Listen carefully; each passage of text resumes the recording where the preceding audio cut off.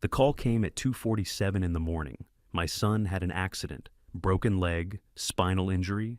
I sat by his hospital bed for 3 days watching him weak, unable to move. I believed everything the doctors said. I believed my son needed me. Until a night shift doctor slipped a note into my hand. Your son is only pretending. Check the room camera. I didn't believe it. But I watched the video, and what I saw shocked me to my core. Thank you for being here. I truly appreciate it. Before we continue, tell me where you're watching from. And let me ask you this, if someone handed you a secret note about your own child, would you want to read it? Please note, this story includes dramatized elements for storytelling purposes. Some names and details are fictional, but the message behind it is meant to resonate. The phone shattered the silence at 2:47 in the morning. I fumbled for it in the dark, heart already hammering before I even saw the screen. No one calls at that hour with good news. The blue glow lit up Helen's side of the bed, empty now for 3 years, and for a split second, I thought maybe it was her. Mr. Mitchell. A woman's voice clipped and professional. This is Officer Davidson with Seattle Police Department. Your son Marcus has been in a motorcycle accident on Interstate 5. He's being transported to Harborview Medical Center. You need to come right away. The rest of her words blurred together, something about rain, a guardrail, paramedics. I was already on my feet, pulling on yesterday's jeans, my hands shaking so badly I could barely button my shirt. Is he... I couldn't finish the question. He's conscious, sir. That's all I can tell you. Please drive safely. The line went dead. I stood there in the dark bedroom, the rain drumming against the window. Conscious. The word should have brought relief, but all I felt was cold dread spreading through my chest. I crossed the hallway and knocked softly on Emily's door. My granddaughter was already sitting up, her 14-year-old face pale in the glow of her phone. Grandpa, it's your Uncle Marcus, I said, forcing my voice steady. There's been an accident. We need to go to the hospital.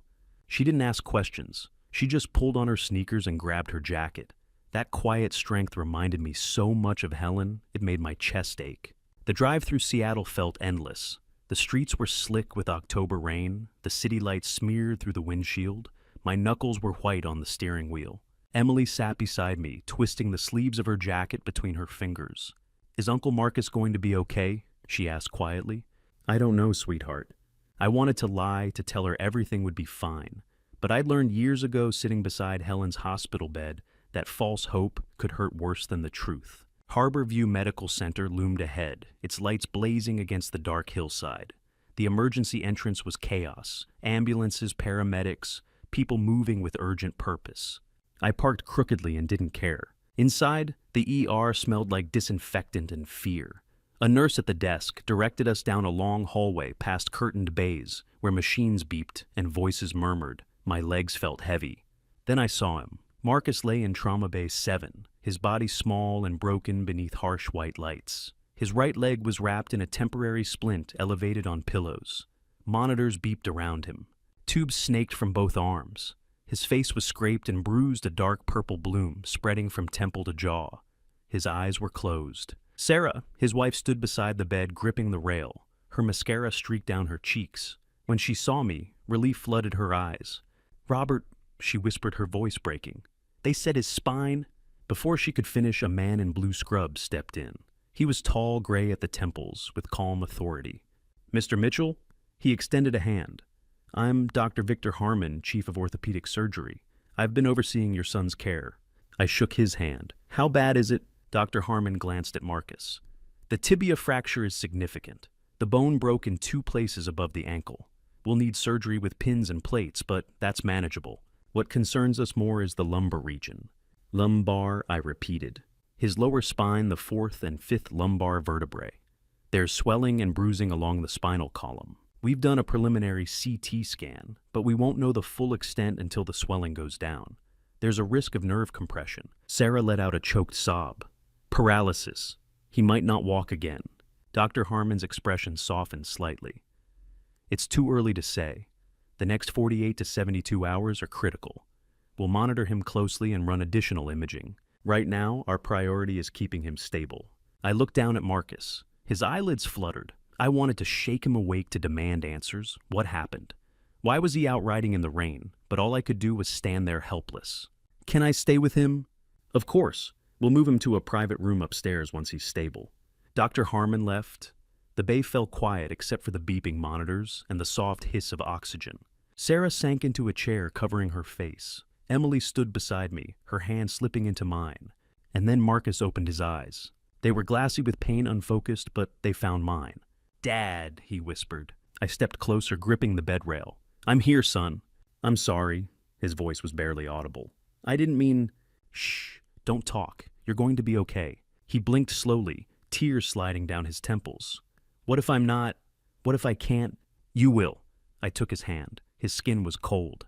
"You're going to be fine. I promise." It was a lie.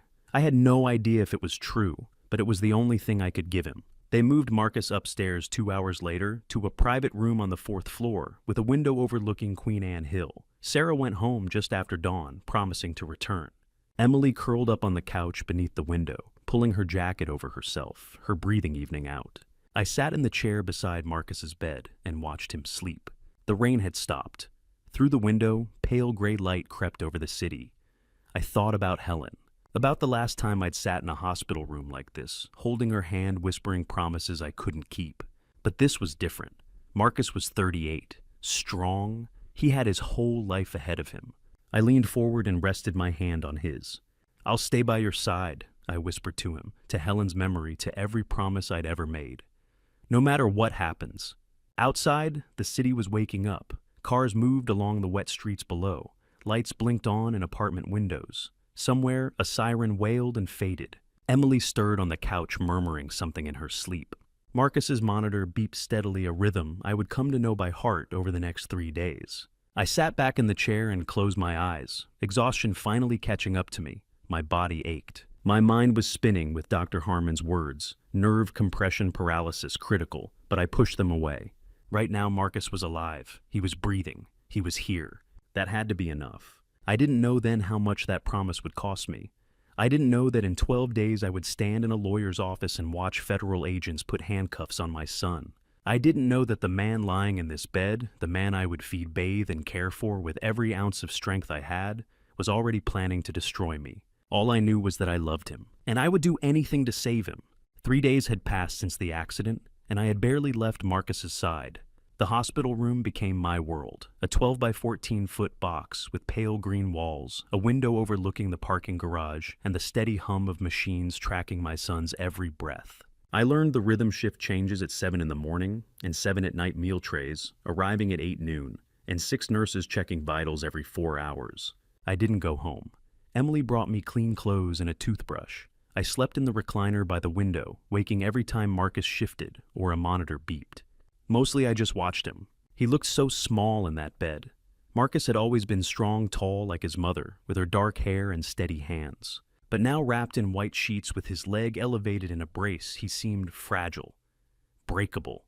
I did what I could. I spooned chicken noodle soup into his mouth when the nurses brought lunch, wiping his chin when he was too tired to hold the spoon. I ran a damp washcloth over his face in the mornings, the way Helen used to do when he had fevers as a boy. I helped him change into clean gowns when the night sweats came, his hands trembling as he gripped my arm. He couldn't move his legs, not even a twitch. Dr. Harmon came by twice a day, always with the same careful expression.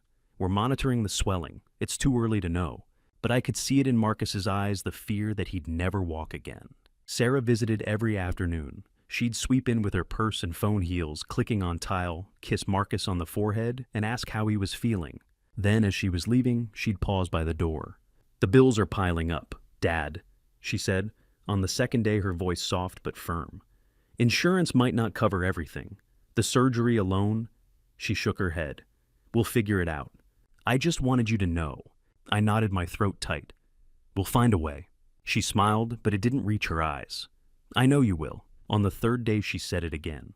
"The hospital called about payment plans. I told them we'd handle it, but it's a lot, Robert. Don't worry about it right now," I said quietly. "Just focus on Marcus." She left, and I sat back down, my chest heavy. Emily came by after school each day, backpack slung over one shoulder, face pale and worried. She'd sit on the couch and do homework, glancing up every few minutes to make sure Marcus was still breathing. On the evening of the third day, she set down her pencil.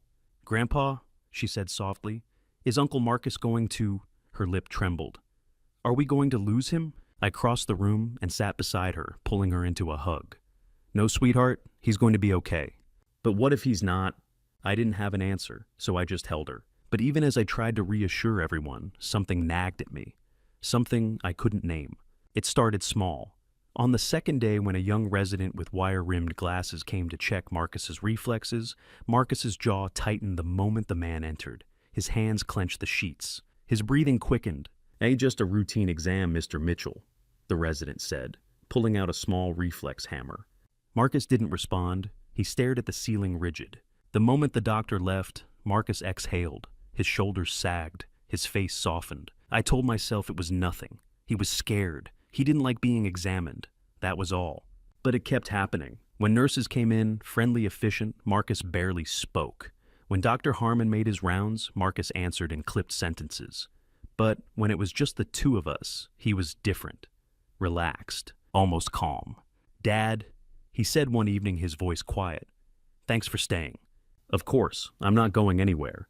He looked at me for a long moment, something unreadable in his eyes. Then he closed them and turned away. That night, the third night, I dreamed about Helen. We were in our old kitchen, the one with yellow curtains she'd sewn herself. She was making pancakes. Marcus was 5 years old, sitting at the table with syrup on his chin, laughing. Sunlight streamed through the window, warm and golden. "You're a good father," Helen said, not looking up. "I'm trying," I told her. She turned and her face was sad. "Sometimes trying isn't enough, Robert. Sometimes you have to see what's really there." I woke with a start. The room was dark. The clock read 2:03 in the morning. The machines hummed softly. City lights glittered through the window. I turned my head and looked at Marcus. He was asleep. His chest rose and fell in slow, steady rhythm. His face was peaceful, no lines of pain, no tension. His hands rested loosely on the blanket. Too peaceful. I'd spent enough time in hospitals to know what pain looked like. I'd watched Helen fight it in her final weeks, the way it carved itself into every breath, every heartbeat. Even in sleep, it never let go. But Marcus looked comfortable, unbothered, like a man at rest. I sat up slowly, my heart beating faster. Maybe I was imagining things. Maybe the medication was that good. Maybe I was exhausted and paranoid, seeing shadows where there were none. But I couldn't shake the feeling. Something wasn't right. I stood and walked to the window. Outside, Seattle was quiet. A few cars moved along the wet streets below. An ambulance sat silent in the bay, its lights off. The rain had started again, soft and persistent. I glanced back at Marcus. He hadn't moved. His breathing remained slow and even. I thought about the way he tensed around the other doctors, the way Sarah kept mentioning money, the way everything felt just slightly off, like a picture frame hanging crooked on a wall. I turned back to the window and pressed my forehead against the cool glass. "Helen," I whispered into the dark. "I don't know what to do." The city offered no answers, just the distant hum of traffic and the glow of streetlights reflecting off wet pavement. I walked back to the recliner and sat down, pulling the thin hospital blanket over my legs. Marcus was still asleep. The monitors still beeped their steady rhythm. But sleep didn't come for me again that night. I just sat there in the dark, watching my son, wondering why everything felt wrong and praying I was mistaken about what my gut was trying to tell me. On the fourth night, everything changed when Dr. Elliott walked into the room. It was 11:30. The hospital had gone quiet the way it always did after visiting hours ended. The fluorescent lights in the hallway dimmed to a softer glow. The only sounds were the rhythmic beep of Marcus's monitors and the distant murmur of nurses at their station. I was in the recliner by the window, a paperback novel open in my lap that I hadn't read a single word of. Marcus was asleep, or at least he looked asleep. His chest rose and fell in that same steady, peaceful rhythm that had bothered me the night before.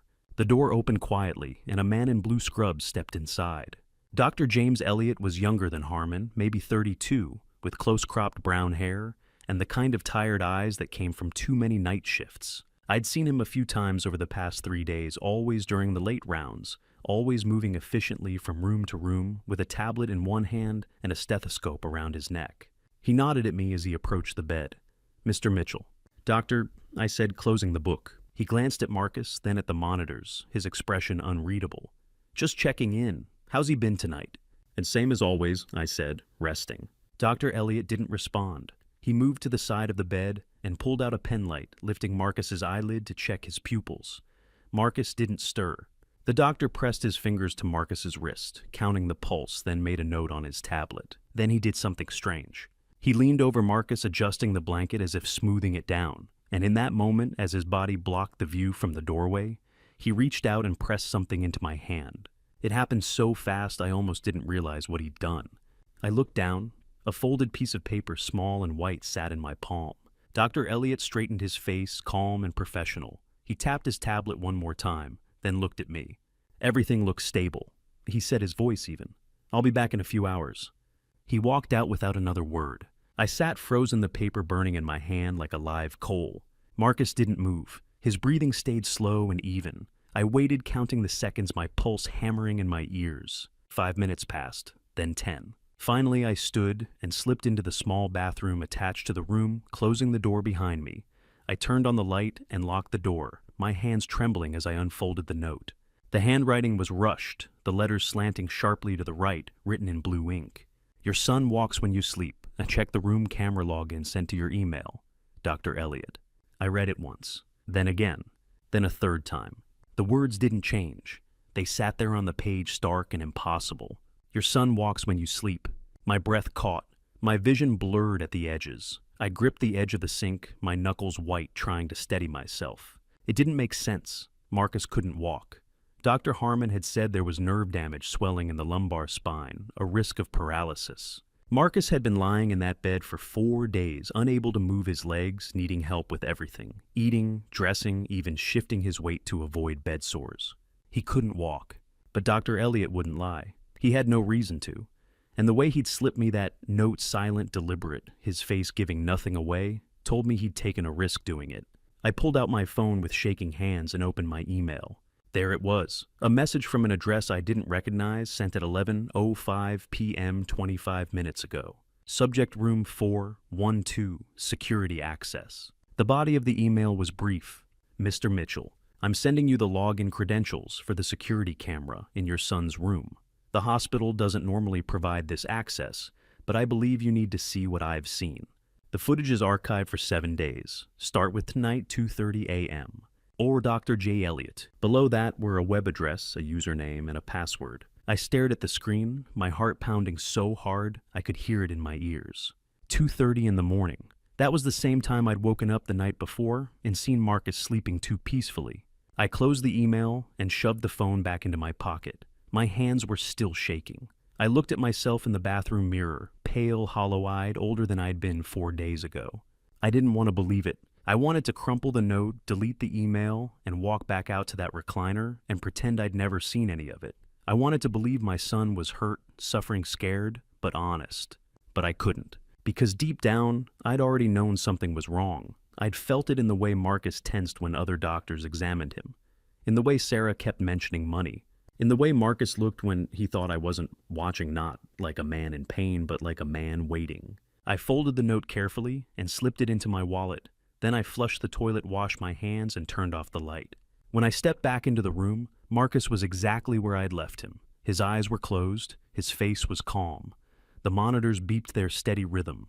I sat back down in the recliner and picked up my book, but I didn't open it. I just watched him, and I waited. At 12:55 a.m. I stood up. Marcus didn't move. His breathing stayed slow and deep. I grabbed my coat from the back of the chair, leaned over and kissed him on the forehead, the way I used to when he was a boy. "I'll be back in the morning," I whispered. He didn't answer. I walked out of the room, down the long hallway, past the nurse's station, where a young woman glanced up and nodded at me. I took the elevator down to the lobby, stepped out into the cold October night, and crossed the parking garage to my car. My hands were steady now. I drove home through the empty streets, the city lights reflected in the wet pavement, and the only thing I could think about was that note. "Your son walks when you sleep." By the time I pulled into my driveway, it was 1:15 in the morning. Emily's bedroom light was off. The house was dark and silent. I went straight to my study, turned on my laptop, and opened the email. Then I typed in the login credentials and pressed enter. The screen flickered, and I saw my son's hospital room live from a camera mounted in the corner near the ceiling. Marcus was lying in bed exactly as I'd left him. I moved the cursor to the archived footage and scrolled back to 2:30 a.m. And I clicked play. The screen flickered to life. For a moment, there was only static, a grainy, colorless feed that made my stomach clench. Then the image sharpened, and I was looking at Marcus's hospital room. From a high angle, the camera mounted near the ceiling, in the corner opposite the door. The timestamp in the lower right corner read 2:30 a.m. The room was dim lit only by the glow of the monitors and the pale light filtering in from the hallway. Marcus lay in bed, his body still beneath the white sheets.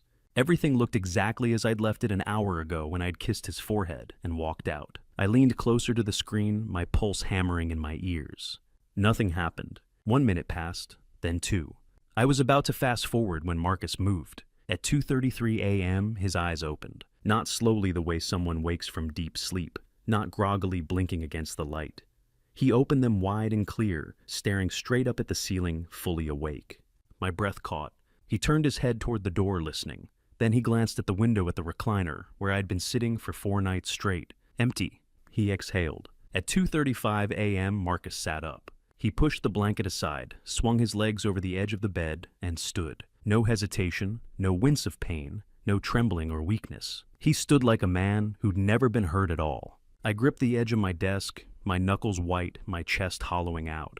Marcus stretched, rolling his shoulders, then walked across the room to the window. His gait was smooth, confident. He looked out at the lights of the city for a moment, his hands in the pockets of his hospital gown, then turned and walked back to the bed. He didn't limp. He didn't stumble. He walked like he always had. At 2:38 a.m., the door opened. Sarah slipped inside, carrying a white paper bag. She glanced over her shoulder, checking the hallway, then closed the door quietly behind her. She crossed to the bed and handed Marcus the bag. He opened it, pulled out a slice of pizza, and took a bite, grinning at her. "God, I'm starving," he said. His voice was clear, casual, nothing like the weak, pained whispers he'd used with me. Sarah sat on the edge of the bed, her hand on his knee. "How much longer do you think?" Marcus chewed, considering. "Another week, maybe. He's already talking about figuring out the bills. Sarah, he'll do anything to help me." He laughed loud, easy, cruel. The old man bought it completely. My vision blurred. The room tilted. Sarah smiled. "And the house. Once he signs the paperwork, we're golden." Marcus took another bite of pizza, wiping his mouth with the back of his hand.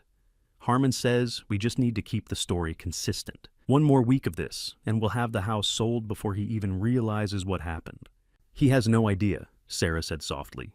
"None." Marcus leaned back against the pillows, still chewing. "He's eating out of my hand."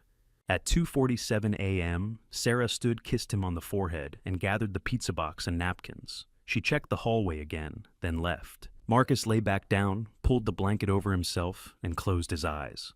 By 2:50 a.m., he looked exactly as he had when the video started, motionless, peaceful, a man paralyzed and suffering.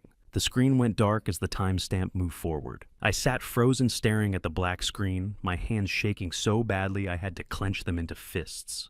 Then I dragged the cursor back to 2:33 a.m. and watched it again.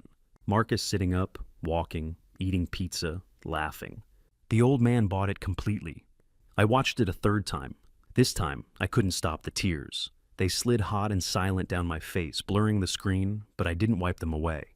I just watched my son, my boy, the child I'd raised, the man I'd sat beside for 4 days and nights, lie to my face with every breath he took. I thought about the soup I'd spooned into his mouth, the washcloth I'd run over his face, the way I'd whispered promises to him in the dark. "You're going to be okay. I'm not going anywhere." And he'd looked at me with those tired, frightened eyes and let me believe every word. When the video ended the 3rd time, I closed the laptop. The study fell silent. Outside the window, Queen Anne Hill was dark and still. Down the hall, Emily's bedroom light was off. She was 14 years old, asleep in her bed, safe and unaware that the man she called Uncle Marcus, the man I called my son, was a liar. I looked at my reflection in the black screen of the laptop. An old man stared back at me, 65 years old, with gray hair and tired eyes, and a face carved by a lifetime of trying to do the right thing. A fool. That's what Marcus had called me, the old man, like I was a mark, a target, something to be used and discarded. I'd given him everything. After Helen passed, I'd been the one to help him and Sarah when money was tight. I'd been there when he lost his job, when the bills piled up, when he needed a co-signer for the car loan he never paid back. I'd been there because that's what fathers do, and he'd repaid me with this. I didn't know how long I sat there staring at my own reflection in the dark. Minutes maybe, or hours. Finally I stood. My legs felt unsteady, but I made myself walk to the window. I looked out at the sleeping neighborhood, the neat rows of houses, the streetlights casting soft pools of yellow on the wet pavement, the distant glow of downtown Seattle against the October sky. Somewhere out there, Marcus was lying in a hospital bed, pretending to be paralyzed. Somewhere out there, Sarah was probably asleep in their apartment, dreaming about my house, my money, the life they'd steal from me. I pressed my forehead against the cold glass and closed my eyes. Helen's voice came back to me soft and sad. Sometimes trying isn't enough, Robert. She'd been right. I opened my eyes and looked at my reflection one last time, not on the laptop screen, but in the dark window glass. The old man stared back, but this time something had changed. I wasn't just hurt. I wasn't just broken. I was awake, and I wasn't going to let them take everything I had left. I didn't sleep. I sat in my study through the rest of the night, staring at the dark laptop screen, replaying the video in my mind. By the time the first gray light of dawn crept through the window, I'd made a decision. I needed help, and there was only one person I trusted enough to ask. At 6:45 in the morning, I called Randall Porter. Randall and I went back a long way, nearly 50 years, to when we were both young men working construction in South Seattle. He'd gone into police work after that, spent 20 years as a detective, then retired and opened his own private investigation firm. He was 66 now, the same age as me with silver hair, and the kind of sharp, tired eyes that came from seeing too much of the world's ugliness. We met at a small cafe on Capitol Hill, a quiet place with chipped tables and strong coffee. Randall was already there when I arrived, sitting in the back corner, with his coat still on. He stood and shook my hand. "Robert, you look like hell." "I feel worse," I said. We sat.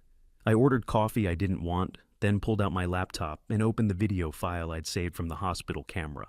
"I need you to watch something," I said quietly. Randall leaned forward and I pressed play. I watched his face as the video unfolded. Marcus sitting up at 2:33, standing, walking, eating pizza, with Sarah laughing.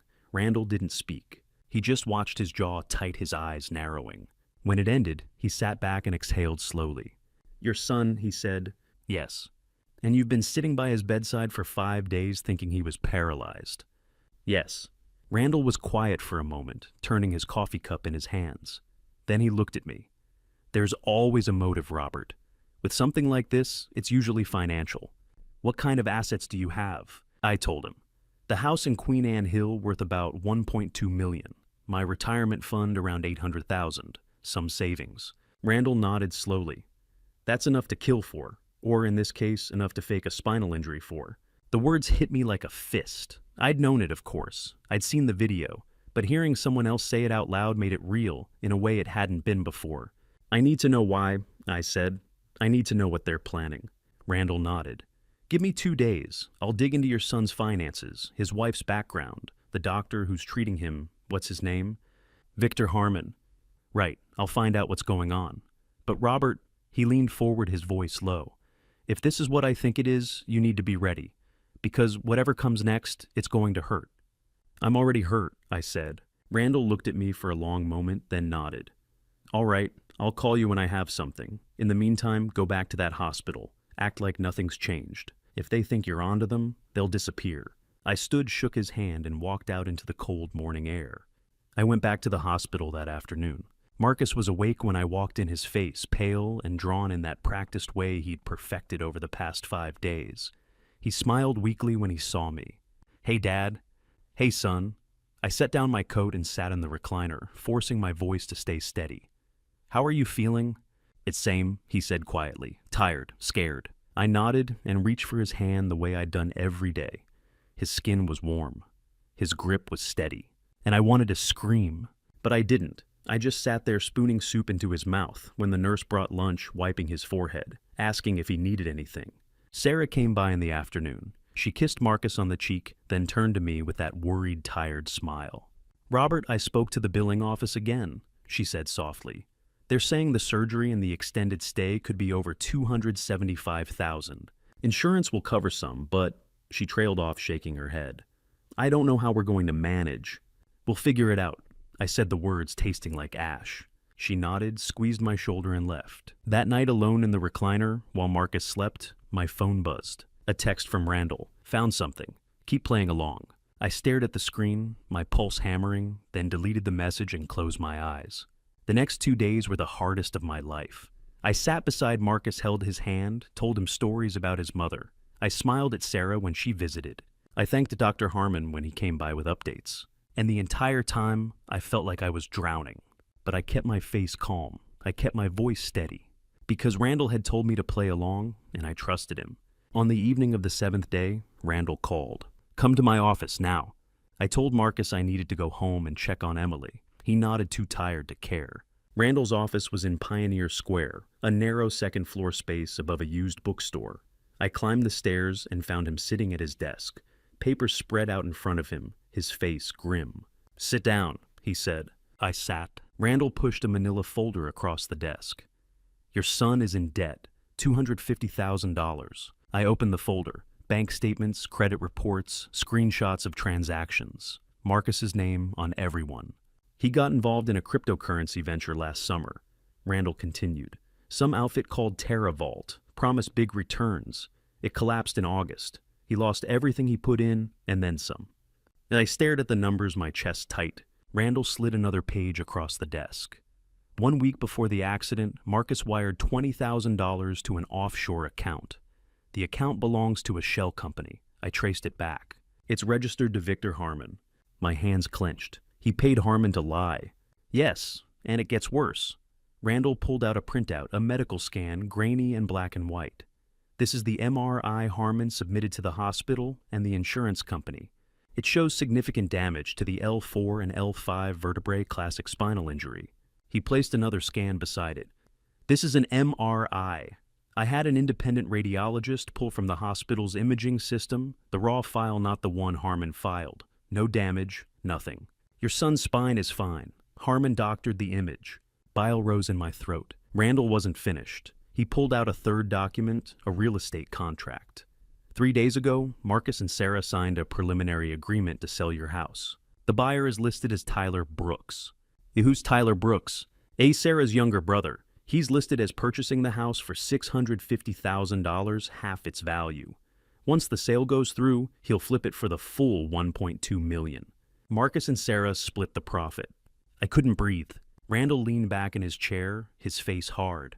"They've been planning this for at least 3 months, Robert. The debt, the fake accident, the bribe doctor, the house sale, it's all coordinated. And they almost got away with it." I sat there staring at the papers spread across the desk, my entire world reduced to black ink on white pages. Finally, I looked up at Randall. "What do I do?" He met my eyes. "That depends. Do you want justice or do you want revenge?" I thought about Marcus laughing in that hospital bed, pizza in his hand. I thought about Sarah's false smiles. I thought about the house Helen and I had built together, the life we'd lived, the legacy I'd hoped to leave. "I want them to know," I said quietly, "that they're not the only ones who know how to play the game." Randall smiled a cold, sharp smile.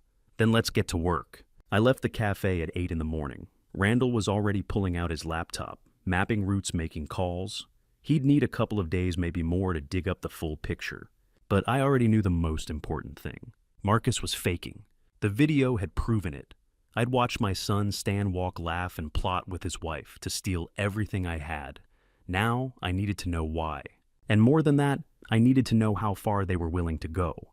The best way to find out was to let them think they were winning. If I played along, if I kept my face calm and my questions few, they'd get confident. They'd make mistakes. And Randall would catch every single one. So I went back to the hospital. I walked through those automatic doors, rode the elevator up to the 4th floor, and stepped into Marcus's room as if nothing in the world had changed. On the afternoon of the 5th day, I returned to find Sarah waiting for me. She wasn't alone. A man in a dark gray suit stood beside her, holding a leather briefcase. He was maybe 45, with neatly combed brown hair, and the kind of smooth, professional smile that belonged on a billboard. When I walked in, he extended his hand. "Mr. Mitchell, I'm David Brooks. I'm an attorney specializing in medical finance and estate planning. Sarah asked me to come by and discuss some options with you." I shook his hand. His grip was firm, practiced. "Options?" Sarah stepped forward, her face drawn with worry. "Robert, the hospital billing office called again this morning. The surgery Marcus needs, if they have to operate on his spine, it's going to cost over $275,000. And our insurance..." She bit her lip. "They're saying it might not cover it. Something about a pre-existing condition clause." I looked at Marcus. He was lying in bed, his face pale, his eyes glassy, with what I now knew was an act so polished it could have won awards. "Dad," he said weakly, "I don't want you to worry about this. His voice cracked. "I don't know what to do." David Brooks cleared his throat and gestured to the chairs. "Mr. Mitchell, may I explain?" I sat. Sarah sat beside me. Brooks pulled out a folder and set it on the small table between us. "The reality," Brooks began, his voice smooth and rehearsed, "is that medical debt in this country can destroy families. Your son's treatment is going to be extensive surgeries, rehabilitation, possibly years of physical therapy. Without proper financial planning, you could be looking at bankruptcy." I kept my face neutral. "What are you suggesting?" Brooks opened the folder and pulled out a document. "A power of attorney. It's a legal instrument that allows Sarah to make financial and medical decisions on Marcus's behalf, and if necessary on your behalf, should the need arise. It protects your assets while ensuring Marcus gets the care he needs." I stared at the paper. It was dense with legal language, paragraphs of clauses and stipulations, but I caught the key phrases. Authority to access bank accounts, execute contracts for the sale of real property, act as legal representative in all financial matters. They wanted me to sign away control of everything. Sarah leaned forward, her hand on my arm. "Robert, I know this sounds scary, but we're family. You know I would never do anything to hurt you or Marcus. It's just a safeguard, in case something happens and you're not able to make decisions." Brooks nodded. "It's standard practice in situations like this, Mr. Mitchell.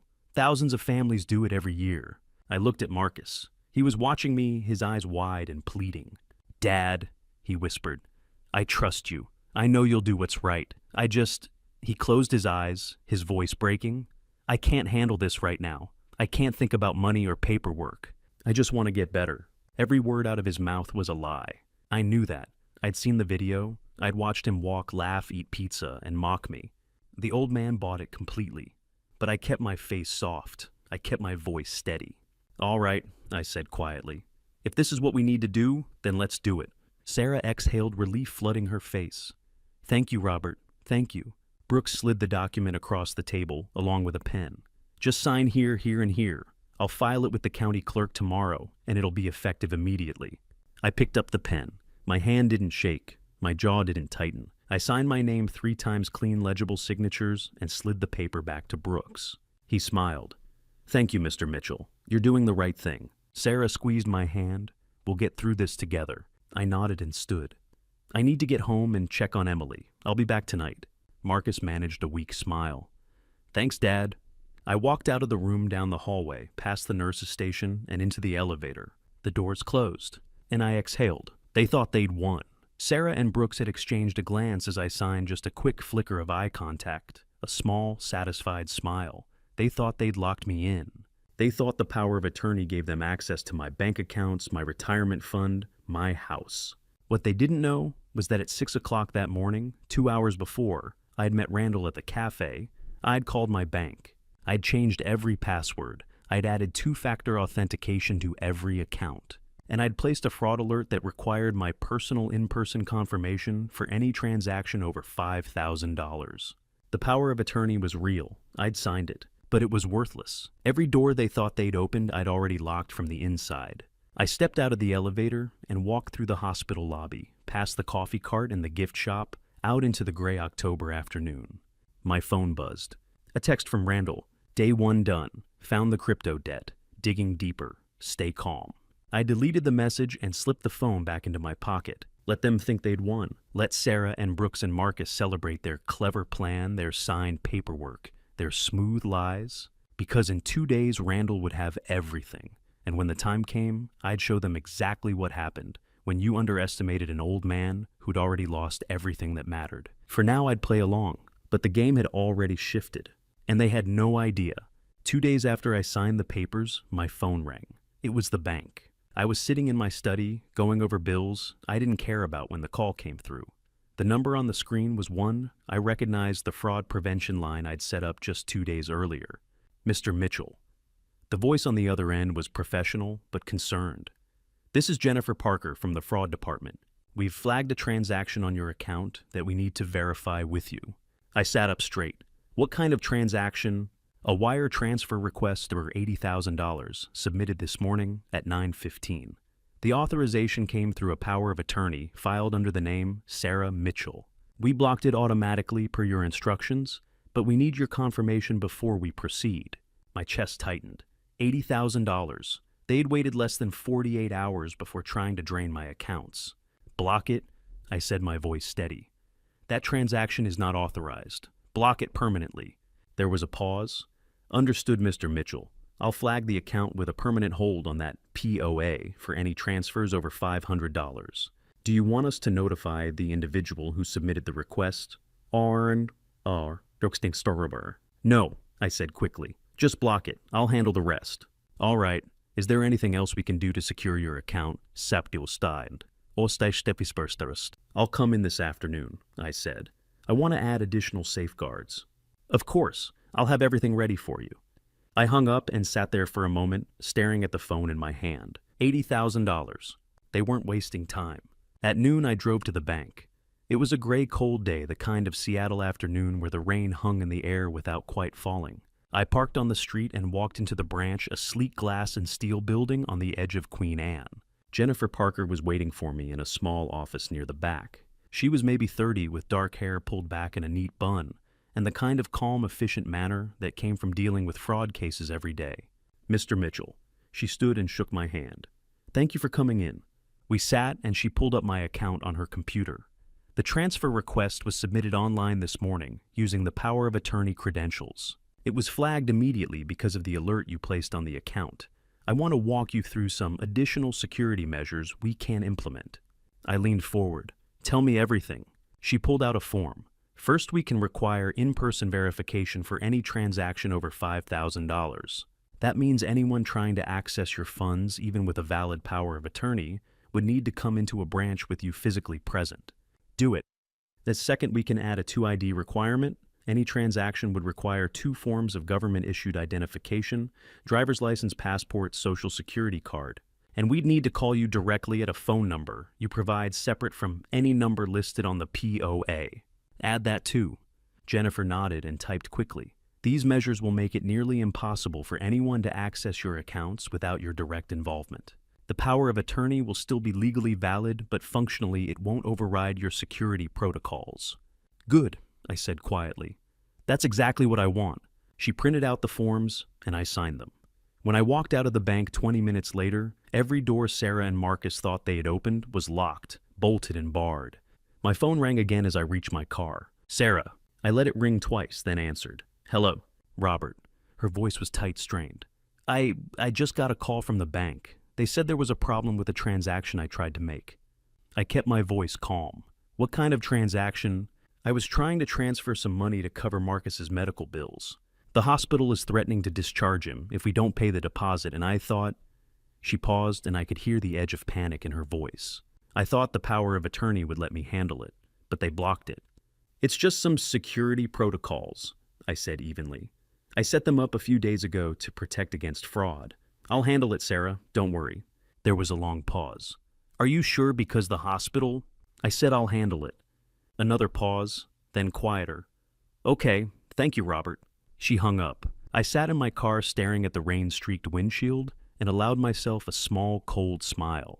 They were panicking. Over the next 4 days, from the 7th to the 11th, I played the role of the worried father perfectly. I brought food to the hospital, homemade soup in a thermos, sandwiches from the deli Marcus used to love as a kid. I sat by his bedside and read to him a thriller about a man wronged by his family, which felt grimly appropriate. I listened to Sarah talk about bills, about insurance denials, about the mounting pressure from the hospital's billing office. And every time she mentioned money, I nodded and said, we'll figure it out. But inside I was counting down. I watched Sarah's face grow tighter with each passing day. I watched Marcus shift uncomfortably in bed when I asked if he needed anything. I watched them exchange glances when they thought I wasn't looking, quick worried flickers of eye contact that told me everything I needed to know. They were running out of time.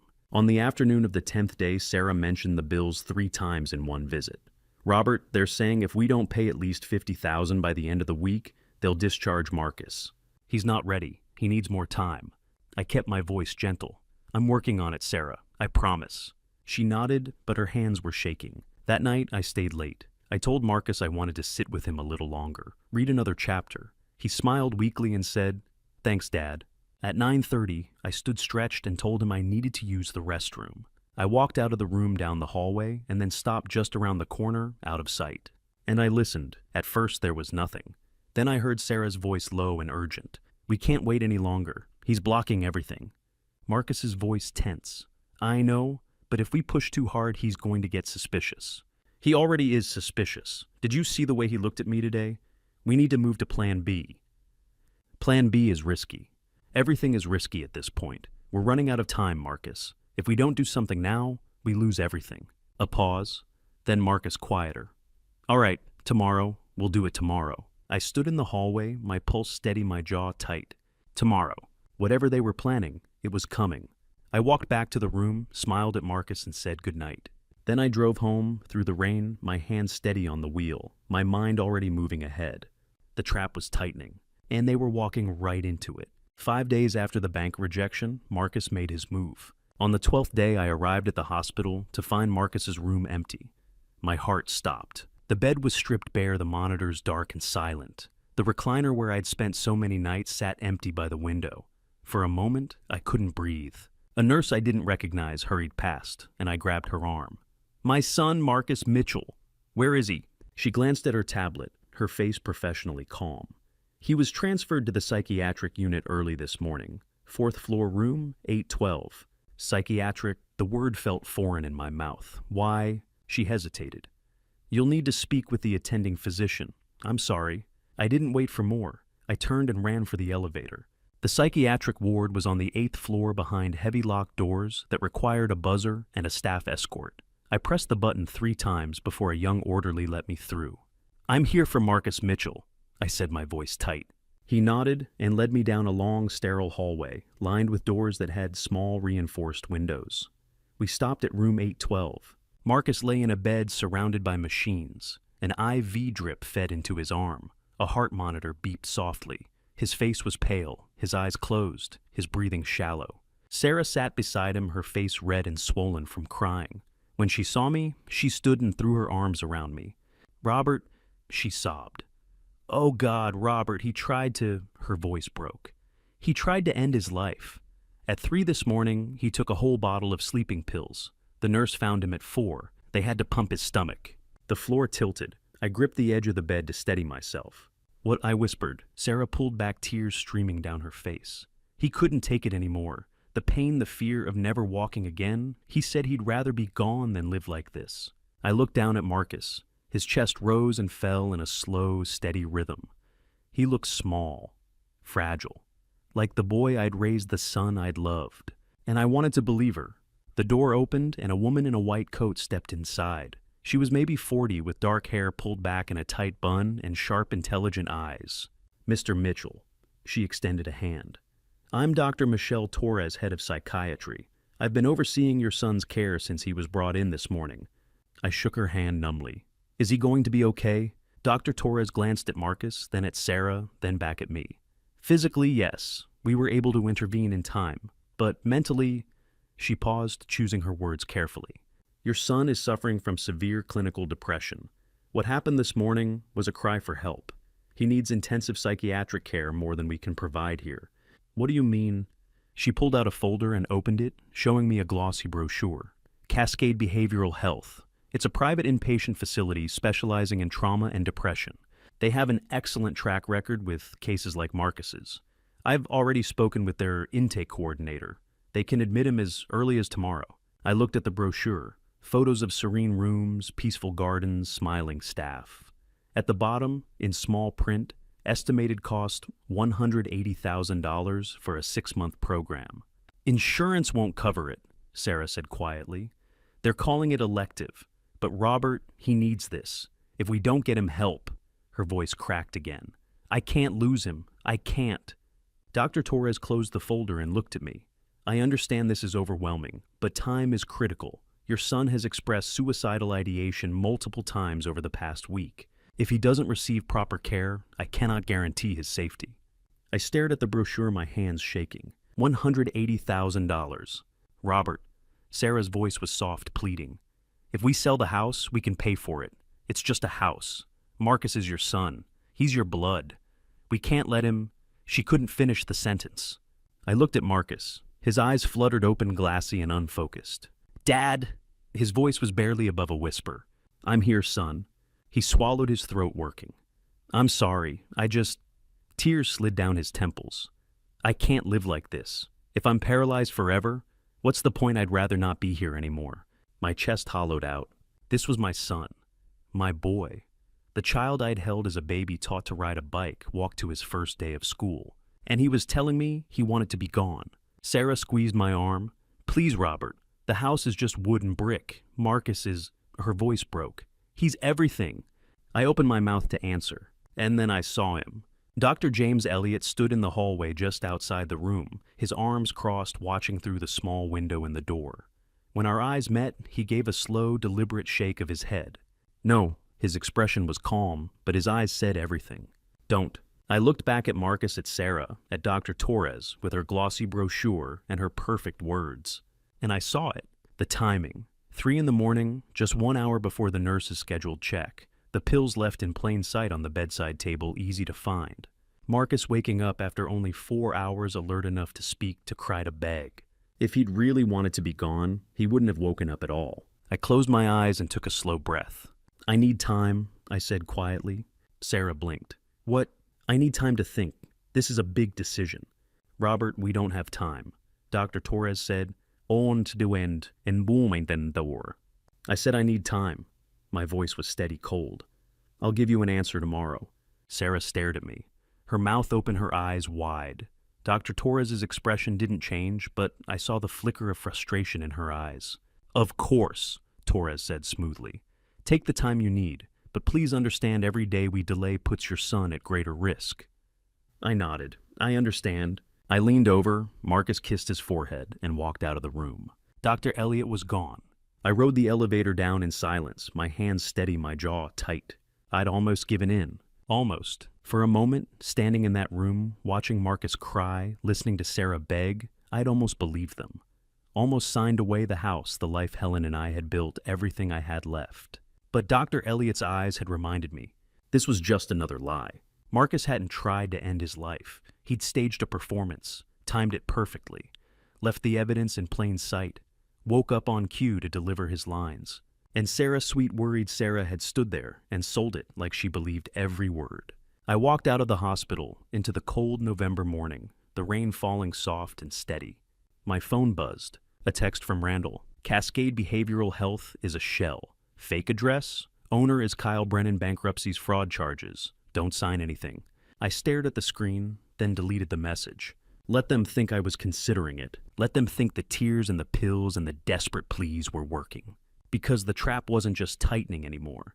It was about to snap shut. That night, Dr. Elliott sent me a text with an address and 6 words. 472 5 Fremont Avenue North Suite. 204. Go there tomorrow. Don't tell anyone. I stared at the message for a long time, then deleted it and closed my eyes. The next afternoon, I drove north through Seattle, past the University District, and into Fremont, a neighborhood of vintage shops and art studios and brick buildings that had seen better days. The address led me to a narrow 3-story office complex wedged between a tattoo parlor and a coffee shop. The paint on the exterior was faded, and half the windows were dark. I parked on the street and walked inside. The lobby smelled like old carpet and disinfectant. A building directory hung on the wall, its plastic letters crooked and yellowed. Suite 204 was listed as Cascade Behavioral Health. I climbed the stairs to the 2nd floor. The door to Suite 204 was plain white, with a brand new sign mounted beside it, sleek black letters on brushed steel that read, Cascade Behavioral Health, Healing Through Compassion. It looked expensive, professional. It looked fake. I pushed the door open. The waiting room was small, maybe 10 feet by 12, with 4 plastic chairs, a low table stacked with outdated magazines, and a cheap print of a mountain landscape on the wall. A narrow desk sat near the back, and behind it sat a young woman with purple hair wearing a faded band t-shirt and oversized headphones. She was staring at her phone, thumbs moving rapidly over the screen. She didn't look up when I walked in. I cleared my throat. Excuse me. She glanced up startled and pulled off her headphones. Oh, sorry, can I help you? I forced a polite smile. I'm looking into treatment options for my son. I was told this facility specializes in trauma and depression. She blinked. Yeah, I think so. I waited, but she didn't elaborate. Can you tell me more about the program? I asked. How long has Cascade been operating? She shrugged. I'm not really sure. I just started like 2 weeks ago. 2 weeks? Yeah, you'd have to ask Kyle about the details. He's the owner. Kyle Brennan. Yeah. She picked up her phone again, already losing interest. But he's not here right now. You can leave your number, and I'll have him call you. I glanced around the room. No diplomas on the walls, no certifications, no framed photos of smiling staff or testimonials from grateful families, no brochures, no intake forms on the desk. And behind the receptionist, through a half-open door, I could see another room empty except for a folding table and 2 chairs. No medical equipment, no therapy office, nothing. Do you have any informational materials I could take with me? I asked. She looked around vaguely, then shrugged again. I don't think so. Sorry. I nodded slowly. That's all right. Thank you for your time.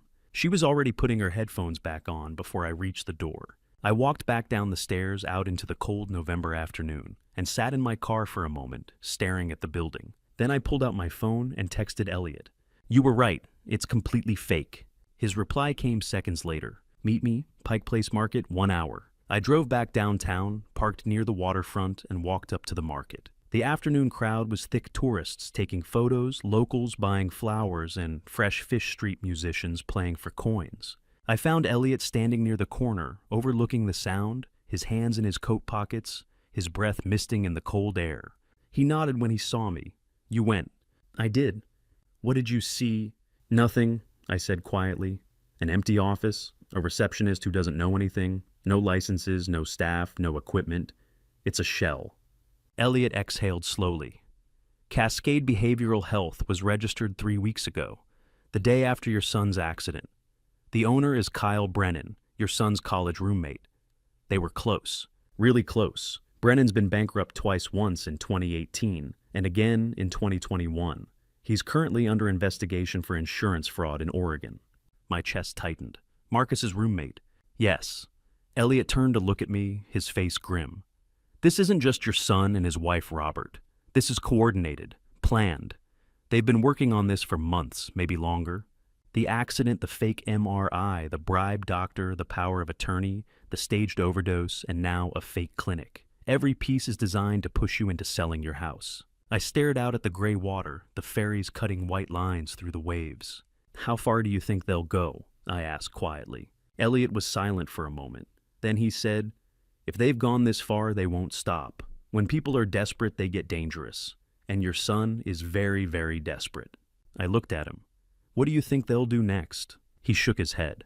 I don't know. But whatever it is, it's going to be worse than what came before. We stood there for a long time, watching the market crowd mill past the smell of coffee and salt water thick in the air. Finally, Elliot said, you need to be careful, Robert. Not just smart, careful. These people know you're protecting your assets. They're going to escalate. I know. He met my eyes. Do you have someone you trust? Someone who can help you? Yes, I said, I do. Elliot nodded. Good, because you're going to need them. He walked away, disappearing into the crowd, and I stood alone at the edge of the market staring out at the water. I drove home as the sun set, the city lights beginning to flicker on against the darkening sky. When I pulled into my driveway, I didn't get out right away. I just sat there in the car, the engine ticking as it cooled, and looked at the house. Helen's roses lined the front walk, bare and thorny in the November cold. She'd planted them the year we moved in, 28 years ago, red and white and pale yellow. Every spring they bloomed. Every winter they waited. I thought about Marcus as a boy, 5 or 6 years old, running through the garden while Helen watered the flowers. I thought about teaching him to catch a baseball on the lawn, his small hands fumbling the ball, his laughter bright and clear. I thought about the man lying in that hospital bed now, faking paralysis, faking desperation, faking everything. Where did that little boy go? When did he become someone I didn't recognize? My eyes burned, but I didn't cry. I just sat there staring at the roses until the streetlights came on and the shadows grew long. Then I got out of the car, walked up the path, and went inside. Tomorrow I'd call Randall. Tomorrow I'd start planning the next move. But tonight, I let myself feel it, the weight of knowing that my son, my only child, was trying to destroy me. And I didn't know if I'd ever get him back. Randall called me the next morning with an idea. Request a second psychiatric evaluation, he said without preamble. From a real expert, someone they can't control. I was sitting in my kitchen, staring at a cup of coffee I hadn't touched. You think that'll work? If Marcus is really suicidal, he'll agree. He'll want the help. But if he's faking, Randall paused. He'll refuse.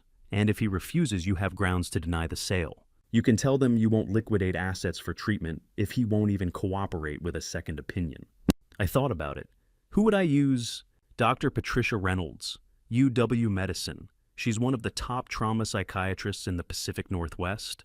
I've worked with her on cases before. She's thorough, ethical, and she doesn't take bribes. If Marcus sits down with her, she'll know in 10 minutes whether he's lying. And if he refuses, then you have your answer. That afternoon I drove to the hospital. Marcus was sitting up in bed, looking pale and drawn in that practiced way he'd perfected. Sarah was beside him, flipping through a magazine. They both looked up when I walked in. "Hey, Dad," Marcus said quietly. "Hey, son." I pulled a chair close to the bed and sat down. "I wanted to talk to you about something." Sarah set down the magazine. "What is it?" "I've been thinking about what Dr. Torres said, about the treatment Marcus needs." I kept my voice calm, reasonable. "I want to make sure we're doing the right thing." So I made an appointment with a second specialist, Dr. Patricia Reynolds at UW Medicine. She's one of the best trauma psychiatrists in the region. Sarah's face tightened. "That's not necessary, Robert. Dr. Torres already evaluated him." "I know," I said evenly. "But this is a big decision. $180,000. 6 months of Marcus's life. I want to be sure we're getting the right diagnosis." Marcus glanced at Sarah. It was quick, barely a flicker, but I saw it. "Dad," he said slowly, "I appreciate that, but I don't know if I can." He closed his eyes, his voice breaking. "I don't know if I can go through all that again, talking about it, reliving it. It's too much." "It's just one session," I said gently.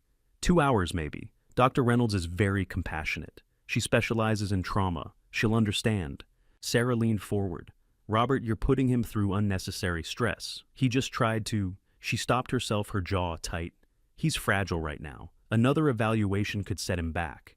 Or it could confirm what Dr. Torres said," I countered. "And then we'll know for certain. Isn't that worth 2 hours? Marcus opened his eyes. They were wet, glassy. "Let me think about it," he whispered. I need time." I nodded slowly. "All right, the appointment is in 3 days. Let me know." I stood, kissed Marcus on the forehead, and walked out. Behind me, I heard Sarah's voice, low and urgent. "We need to talk." I didn't look back. That night, Emily came home in tears. I was in the kitchen making dinner when I heard the front door slam. A moment later, she ran into the room, her face red and streaked with mascara, her backpack sliding off one shoulder. "Emily," I set down the knife I'd been using to chop vegetables. "What's wrong?" She threw her arms around me and sobbed into my chest. I held her, my heart pounding. "Sweetheart, talk to me. What happened?" She pulled back, wiping her eyes with her sleeve. "I went to the hospital after school to see Uncle Marcus. I was getting a soda from the vending machine on the second floor, and I heard Aunt Sarah on the phone. She was in the hallway by the stairs. She didn't see me." My chest tightened. "What did she say?" Emily's voice shook. "She was talking to someone named Kyle. She said—" She swallowed hard. "She said, the old man is stalling. He wants a second evaluation. We can't let that happen. Oh, and then she said, we need to sell the house in the next 10 days or the creditors will take everything." I felt the floor tilt under me. Emily wasn't finished. "And then she said," her voice dropped to a whisper. "She said, tell Tyler to get ready for Plan C. If the old man won't sign willingly, we'll have to push harder." I pulled her back into my arms, holding her tight. "It's okay," I said quietly. "You're safe. I'm not going to let anything happen to you." She looked up at me, her eyes wide and terrified. "Grandpa, what's Plan C? What are they going to do?" "I don't know," I said honestly, "but I'm going to find out, and I'm going to stop them." She buried her face in my shoulder and cried. I held her until she stopped shaking, then led her to the couch and wrapped a blanket around her. I made her hot chocolate the way Helen used to, with marshmallows and a sprinkle of cinnamon, and sat with her until her breathing slowed and her eyes started to close. "Go to bed, sweetheart," I said gently. "You're safe here, I promise." She nodded, exhausted, and shuffled down the hall to her room. I waited until I heard her door close. Then I pulled out my phone and called Randall. He picked up on the first ring. "Robert." "They mentioned Plan C," I said quietly. "Emily overheard Sarah on the phone. 10-day deadline. Creditors are pressuring them. They said if I don't sign willingly, they'll have to push harder." There was a long silence. Then Randall said, "Push harder. That's not good." No. Robert, listen to me. If they're desperate enough to threaten you even indirectly, they're capable of anything. You need to be careful. Lock your doors. Keep Emily close. Don't go anywhere alone. I know. And call me immediately if anything unusual happens. Anything at all. I will. Randall exhaled. We're close, Robert. I can feel it. They're panicking. That's when people make mistakes, but it's also when they get dangerous. I know, I said again. I'll dig into this plan C, see if I can figure out what they're planning. In the meantime, stay sharp. I will. Thank you, Randall. I hung up and sat in the dark kitchen, staring at the phone in my hand. Plan C, 10 days. Push harder. I thought about Emily's terrified face. I thought about Sarah's voice on that phone call, cold and calculating. I thought about Marcus lying in that hospital bed, faking every tear, every tremble. They were running out of time, and when people ran out of time, they stopped pretending to be civilized. I stood, checked the locks on every door and window, and turned off the lights. Tomorrow I'd talk to Randall about security, about what came next. But tonight I'd stay awake, listening, watching. Because if Plan C was coming, I needed to be ready.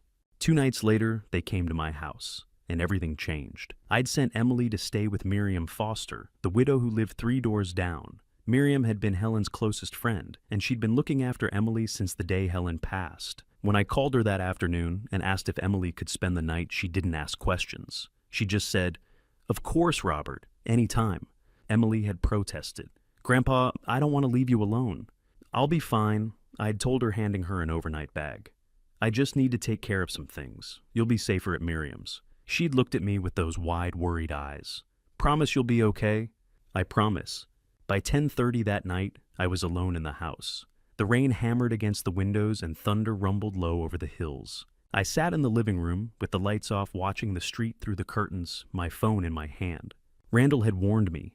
They're going to escalate.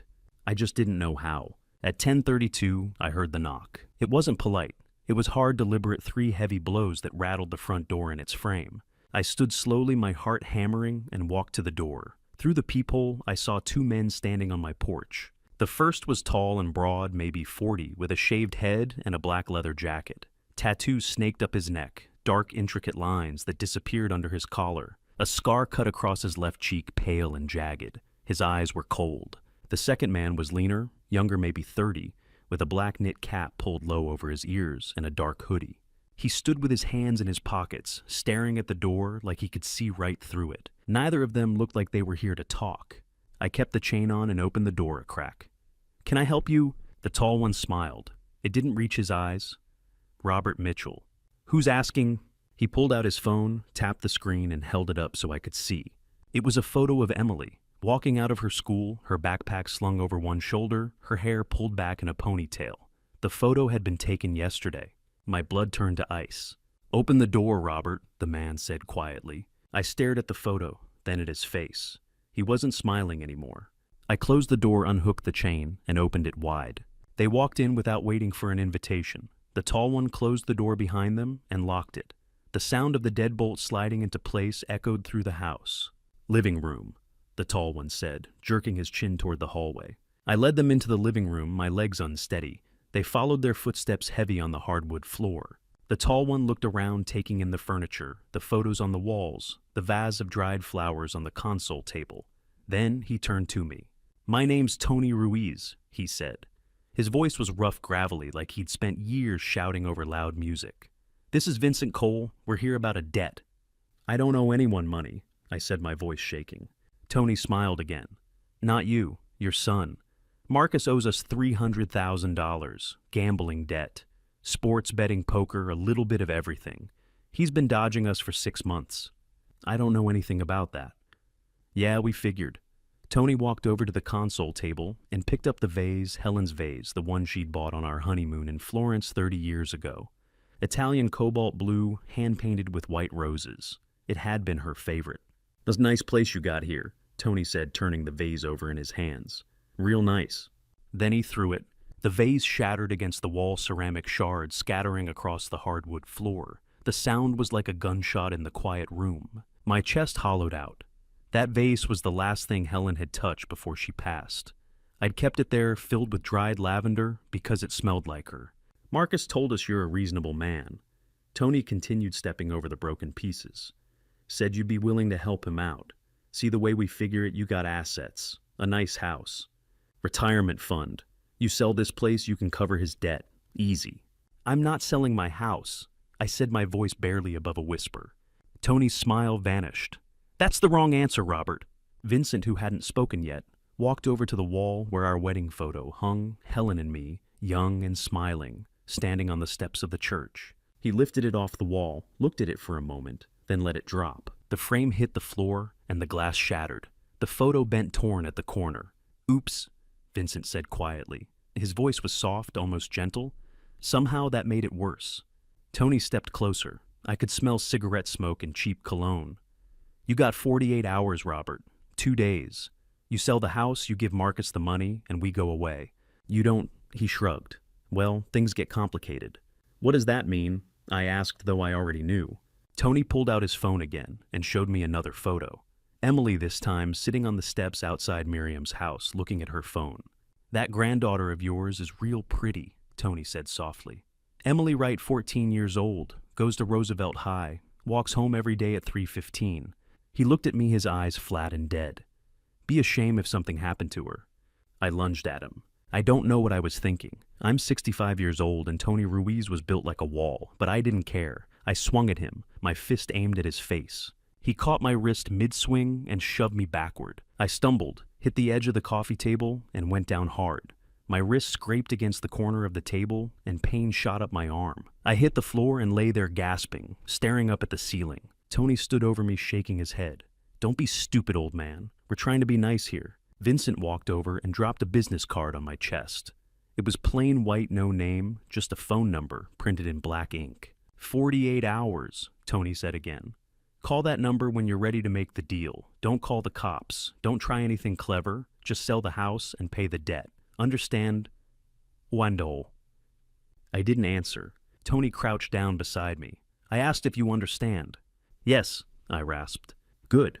They walked out. I heard the front door open then close. A moment later, I heard a car engine start and tires crunching over the wet gravel as they drove away. I lay on the floor staring at the ceiling, listening to the rain. My wrist throbbed, my chest ached.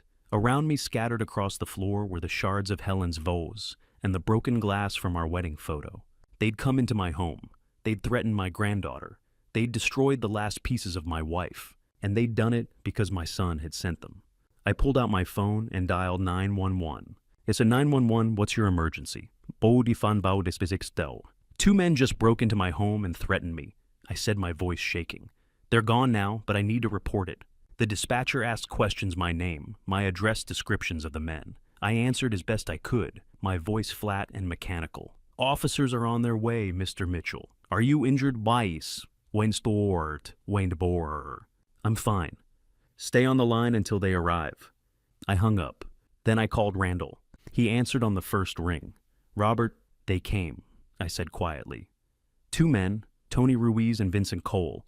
They threatened Emily. They said Marcus owes them $300,000. They gave me 48 hours to sell the house.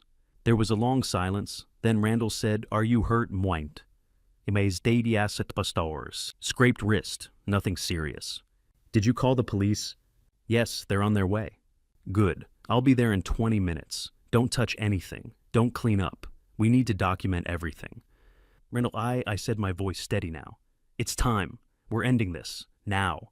Another pause, then quietly, yes, we are. I hung up and sat on the floor staring at the broken pieces of my life. Helen's vase, our wedding photo, the house we'd built together. Marcus had sent men to destroy it all. But he'd made a mistake. He'd pushed me too far. And now, I wasn't just going to stop him. I was going to make sure he faced everything he'd done. We had 48 hours. Randall worked faster than I'd ever seen. At 6 in the morning, on the 17th day, Detective Lauren Martinez arrived at my house. She was around 40, with sharp eyes and a calm, reassuring presence. She took my statement, examined the broken vase pieces I'd saved, photographed the scratches on my wrist, and carefully bagged the plain white business card Tony had left behind. Can you describe the 2 men? She asked, her pen poised over a notepad. I closed my eyes and saw them again. Tony's tattoo snaking up his neck, the scar cutting through his eyebrow, Vincent's cold stare beneath that knit cap. One was Latino, maybe 40, heavily tattooed, scar through his left eyebrow. The other was white, younger, maybe 30, wearing a dark hoodie and a gray knit cap. Martinez nodded. And they mentioned your granddaughter by name. They showed me a photo of her, from her school. Her jaw tightened. That's targeting a minor. That elevates the charges significantly. By 10 in the morning, Martinez called. We've identified them. Tony Ruiz and Vincent Cole. Both have priors assault extortion loan enforcement. They were hired through an encrypted Craigslist post. We're bringing them in now. I sat down heavily on the couch, my hands shaking with relief. Mr. Mitchell, Martinez said gently, I need you to come down to the station this afternoon. There's someone who wants to meet you. At noon, I walked into the Seattle Police Department's downtown precinct. Martinez led me through a maze of desks and filing cabinets to a small conference room. Waiting inside was a man in a dark suit, mid-40s, salt and pepper hair, sharp green eyes. Mr. Mitchell, he said, standing and extending his hand. I'm Special Agent Christopher Morrison, FBI. I've been briefed on your case by Detective Martinez and Mr. Porter. What's happened to you isn't just elder abuse, it's wire fraud, conspiracy, and federal document forgery. We'd like to help. I shook his hand, still trying to process the word federal. The FBI... Yes, sir. Your son used interstate wire transfers to bribe Dr. Harmon. He forged a notarized power of attorney using a deceased official's credentials. He created a fraudulent medical facility across state lines. These are federal crimes. If we can prove intent and conspiracy, Marcus is looking at 10 to 15 years in a federal prison. I sank into a chair. 10 to 15 years, my son. Agent Morrison sat across from me. Mr. Porter has been gathering evidence for the past 10 days. I'd like him to walk us through what he's found. The door opened and Randall stepped in carrying a thick accordion folder and a laptop. He set them on the table and looked at me. Robert, he said quietly, are you ready? I nodded. Randall opened the folder and pulled out the first document, a printout with a timestamp and a still image from the hospital's security camera. Marcus standing beside his bed, eating pizza. This is the video from the night of October 24th, 2:30 a.m., Randall said. Marcus Mitchell allegedly paralyzed from a spinal injury, walking, standing, and eating normally. This alone proves he's been faking his condition for 3 weeks. Agent Morrison leaned forward, studying the image. How did you obtain this? Dr. James Elliott, a night shift resident at Harborview, provided Mr. Mitchell with the access credentials, Randall said. The hospital's legal team has confirmed the footage is authentic and unaltered. Randall pulled out the next document, a bank statement covered in yellow highlights. On October 13th, 8 days before the accident, Marcus Mitchell transferred $20,000 from his business account to a shell company registered in the Cayman Islands called Apex Holdings, LLC. That money was then routed through a second shell company in Delaware, Craystone Financial Group, before landing in the personal account of Dr. Victor Harmon on October 14th. Martinez whistled softly. A bribe. Exactly, Randall said. Harmon used that money to falsify Marcus's MRI scans, making it appear he had a severe lumbar spinal injury, when the original imaging showed no damage at all. He opened his laptop and turned it toward us. On the screen were 2 MRI images side by side, one showing a healthy spine, the other showing what appeared to be severe compression at the 4th and 5th lumbar vertebrae. Yes, this is the real scan taken the night of the accident, Randall said, pointing to the left image. And this is the one Dr. Harmon submitted to the insurance company and entered into Marcus's medical file. He pointed to the right. An independent radiologist I hired examined both. The second scan has been digitally altered. Photoshop metadata shows it was edited on October 14th, the same day Harmon received the $20,000. Agent Morrison made a note. We'll need the radiologist's sworn affidavit for trial. Already done, Randall said, sliding a thick envelope across the table. Signed, notarized, and ready. He pulled out another document. Next, the fake psychiatric facility. Cascade Behavioral Health, the place Dr. Torres recommended for Marcus's supposed depression treatment. It was registered as a business on October 21st, 3 weeks ago, by a man named Kyle Brennan. Who is he? Martinez asked. Marcus's college roommate, which Randall said. He's also been bankrupt twice in 2018 and 2021, and he's currently under investigation in Oregon for wire fraud related to a fake rehab clinic he ran in Portland. I stared at Randall. Marcus's college roommate? One disto. Once died. They've stayed in touch over the years, Randall said. Kyle provided the fake facility. Marcus provided the setup. Together, they plan to bill you or your estate $180,000 for non-existent psychiatric care. Agent Morrison shook his head. Unbelievable. Randall wasn't finished. He pulled out the power of attorney document I'd signed on the 5th day, the one giving Sarah authority to handle Marcus's medical and financial affairs. This document was notarized by Jane M. Rodriguez on October 6th. Randall said, "There's just one problem. Jane Rodriguez died in 2022. Her notary credentials expired when she passed. The signature and seal on this document are forgeries." Detective Martinez leaned back in her chair. "So the whole POA is void." "Completely," Randall said, "which means Sarah had no legal authority to access Robert's accounts. Every transfer she attempted was illegal." He pulled out one final printout, a police report, and 2 mugshots. "Tony Ruiz and Vincent Cole," Randall said. "Arrested this morning. Both have confessed. Marcus hired them for $5,000 paid in Bitcoin through an encrypted messaging app. They were instructed to threaten Mr. Mitchell and his granddaughter, but not to physically harm them, just scare them enough to make him sell the house." I felt sick. "That brings us to the debt," Randall continued.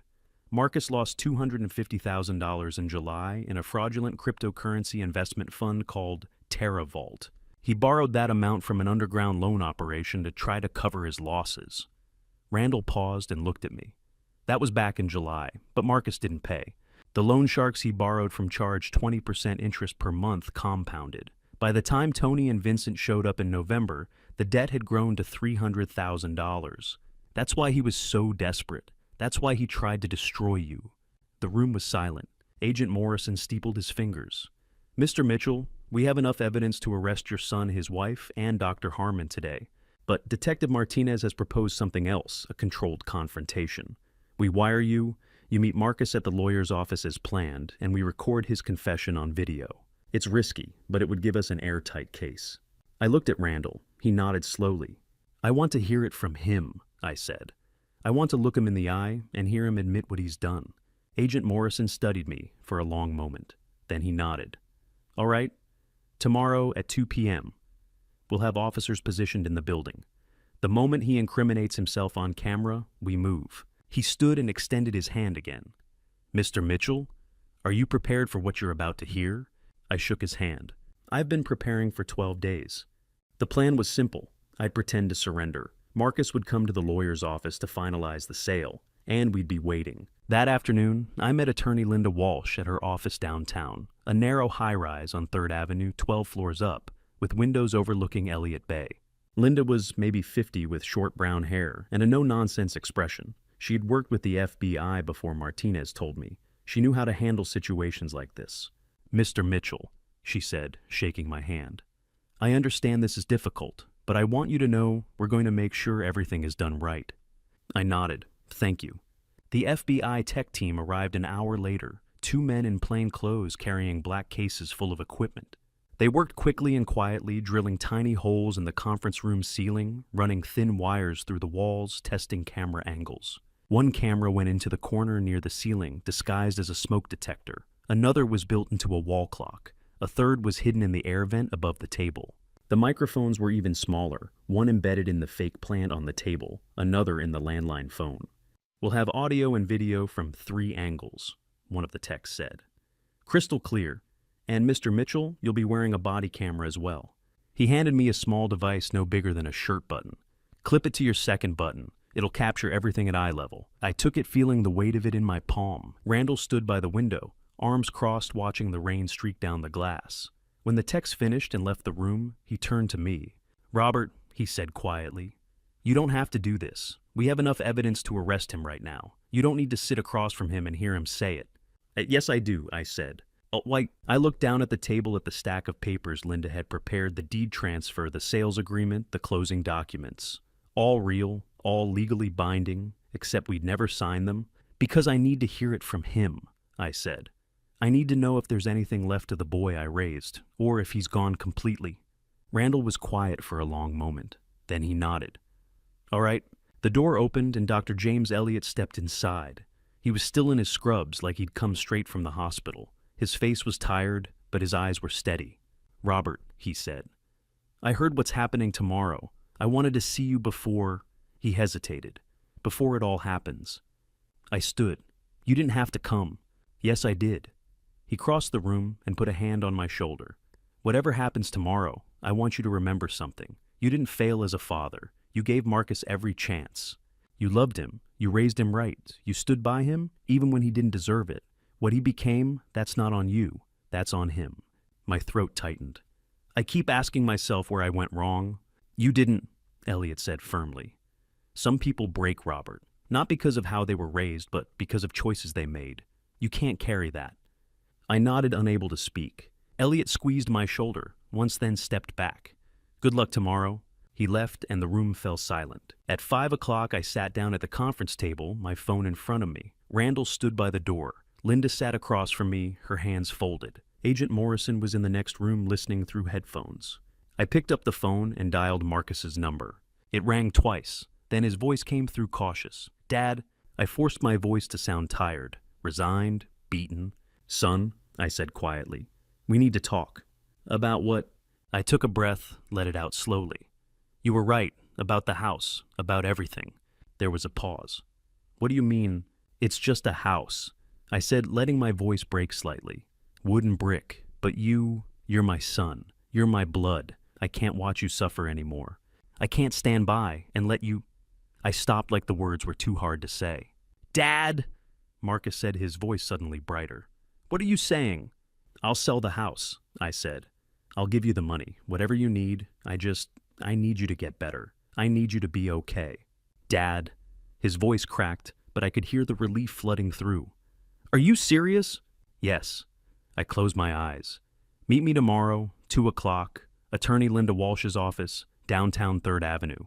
We'll sign the papers. You, me, and Sarah. We'll finalize everything." There was a long silence. Then Marcus said, his voice thick with emotion, "Thank you, Dad. Thank you. You're saving my life. You don't know what this means to me." "I know," I said quietly. "I love you, Dad." I opened my mouth, the words caught in my throat, but I said them anyway. "I love you too." I hung up before he could say anything else. The room was silent. Randall stared at me. Linda looked down at her hands. Agent Morrison stepped out of the next room, pulling off his headphones.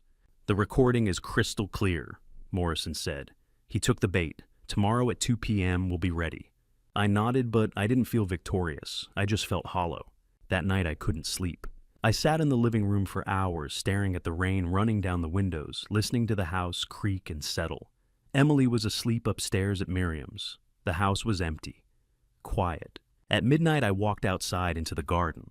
The rain was cold and steady, soaking through my shirt within seconds. I didn't care.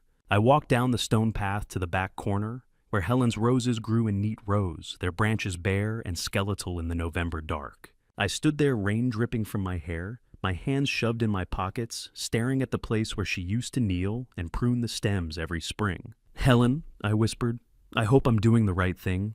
The rain was the only answer. I thought about the phone call, about the way Marcus's voice had sounded when I'd said I'd sell the house. Relief, excitement, not guilt, not shame. Just relief. He'd been planning this for months. He'd faked an accident, bribed a doctor, hired fake thugs to threaten me, and destroyed the last pieces of my wife's memory, all so he could take everything I had. And when I'd finally given in, all he'd felt was relief. I stood in the rain for a long time, letting it wash over me, cold and clean. Tomorrow I'd sit across from my son. I'd look him in the eye, and I'd hear him admit what he'd done. And then it would be over. I turned and walked back inside, water dripping onto the hardwood floor. Tomorrow at 2 o'clock, everything would change. I just didn't know if I was ready for it. If you're still here, comment 13, so I know you're standing with me. And tell me if that were your own child sitting across from you. Would you sign the papers, or would you expose the truth? Because what happened next changed everything. And just a quick note, parts of what follows are dramatized for storytelling purposes. Some details may not fully reflect real events. If this isn't for you, this is the moment to step away. At 1:55 p.m., I walked into Attorney Walsh's office. Marcus was already there, smiling. I stopped in the doorway, my breath caught. Marcus was standing, not sitting in a wheelchair, not lying in a hospital bed, not leaning on crutches. Standing. He stood by the window, his back to the light, dressed in a dark blue suit I'd bought him 2 Christmases ago. His hair was combed back neat and professional. His face was clean-shaven. He looked healthy, strong, like a man who'd never been hurt at all. For 3 weeks I'd watched him lie in that hospital bed, his legs motionless, his face drawn with pain. I'd spooned soup into his mouth. I'd read to him. I'd held his hand and told him everything would be okay. And now he was standing. Dad. Marcus's face lit up when he saw me. He crossed the room in 3 long strides, smooth, confident, no limp, no hesitation, and pulled me into a hug. Thank you. God, thank you. You don't know what this means to me. I stood there, my arms at my sides, feeling the weight of his embrace. He smelled like expensive cologne. His grip was strong. You're walking, I said quietly. He pulled back, grinning. I know, miracle right. The doctor said the swelling went down faster than they expected. Physical therapy's been intense, but I've been working hard. I wanted to surprise you. You did. Sarah sat at the conference table, her hands folded in front of her. She smiled at me, tight, nervous, like she was trying too hard. Hi, Robert. Sarah? Attorney Linda Walsh stood at the head of the table, a stack of documents in front of her. She looked calm, professional, no hint of what was about to happen. Mr. Mitchell, she said, gesturing to the chair across from Sarah. Please have a seat. We have quite a bit of paperwork to go through. I sat. Marcus sat beside me, still smiling. Sarah glanced at him, then at me, her smile flickering. Linda opened the folder and began laying out the documents.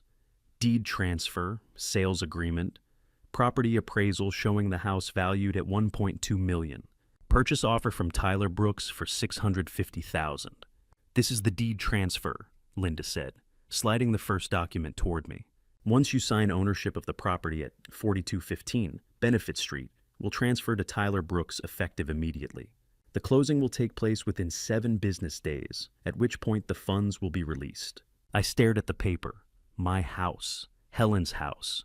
The place where we'd raised Marcus, where we'd celebrated birthdays and Christmases and anniversaries. Reduced to ink on paper. I picked up the pen Linda had set beside the document. Marcus leaned forward, his eyes bright. Dad, I can't tell you how much this means. You're saving my life. Before I sign, I said quietly, I have one question. Marcus stopped. Of course, Dad. Anything? I set the pen down and looked at him. Really looked at him. At the face I'd kissed goodnight when he was 5. At the eyes that used to light up when I came home from work. At the son I'd loved more than anything in the world. Do you love me? I asked. The room went silent. Marcus blinked. What? Do you love me? I repeated, my voice steady. He laughed, uncertain, confused. Dad, what kind of question is that? Of course I love you. You're my father. I nodded slowly. Then why have you been lying to me for 3 weeks? The smile slid off his face. Sarah's hands tightened on the table. Robert, why did you fake a spinal injury? I continued, my voice calm, almost conversational. Why did you bribe Dr. Harmon to falsify your MRI? Why did you hire 2 men to come to my house and threaten your daughter, Skies? Marcus's face went white. I don't know what you're talking about. Yes, you do. I reached into my bag and pulled out my laptop. I set it on the table, opened it, and turned it so Marcus and Sarah could see the screen. This is from the hospital, I said quietly. October 24th, 2:30 in the morning. I pressed play. The video filled the screen. Marcus lying in his hospital bed, then sitting up, then swinging his legs over the side, then standing. Walking across the room to the window, his gait smooth and easy. No pain, no hesitation. Sarah entering with a pizza box. Marcus laughing, taking a slice, eating like a man who'd never been hurt. And then his voice clear as day. The old man bought it completely. 1 more week and we'll have the house.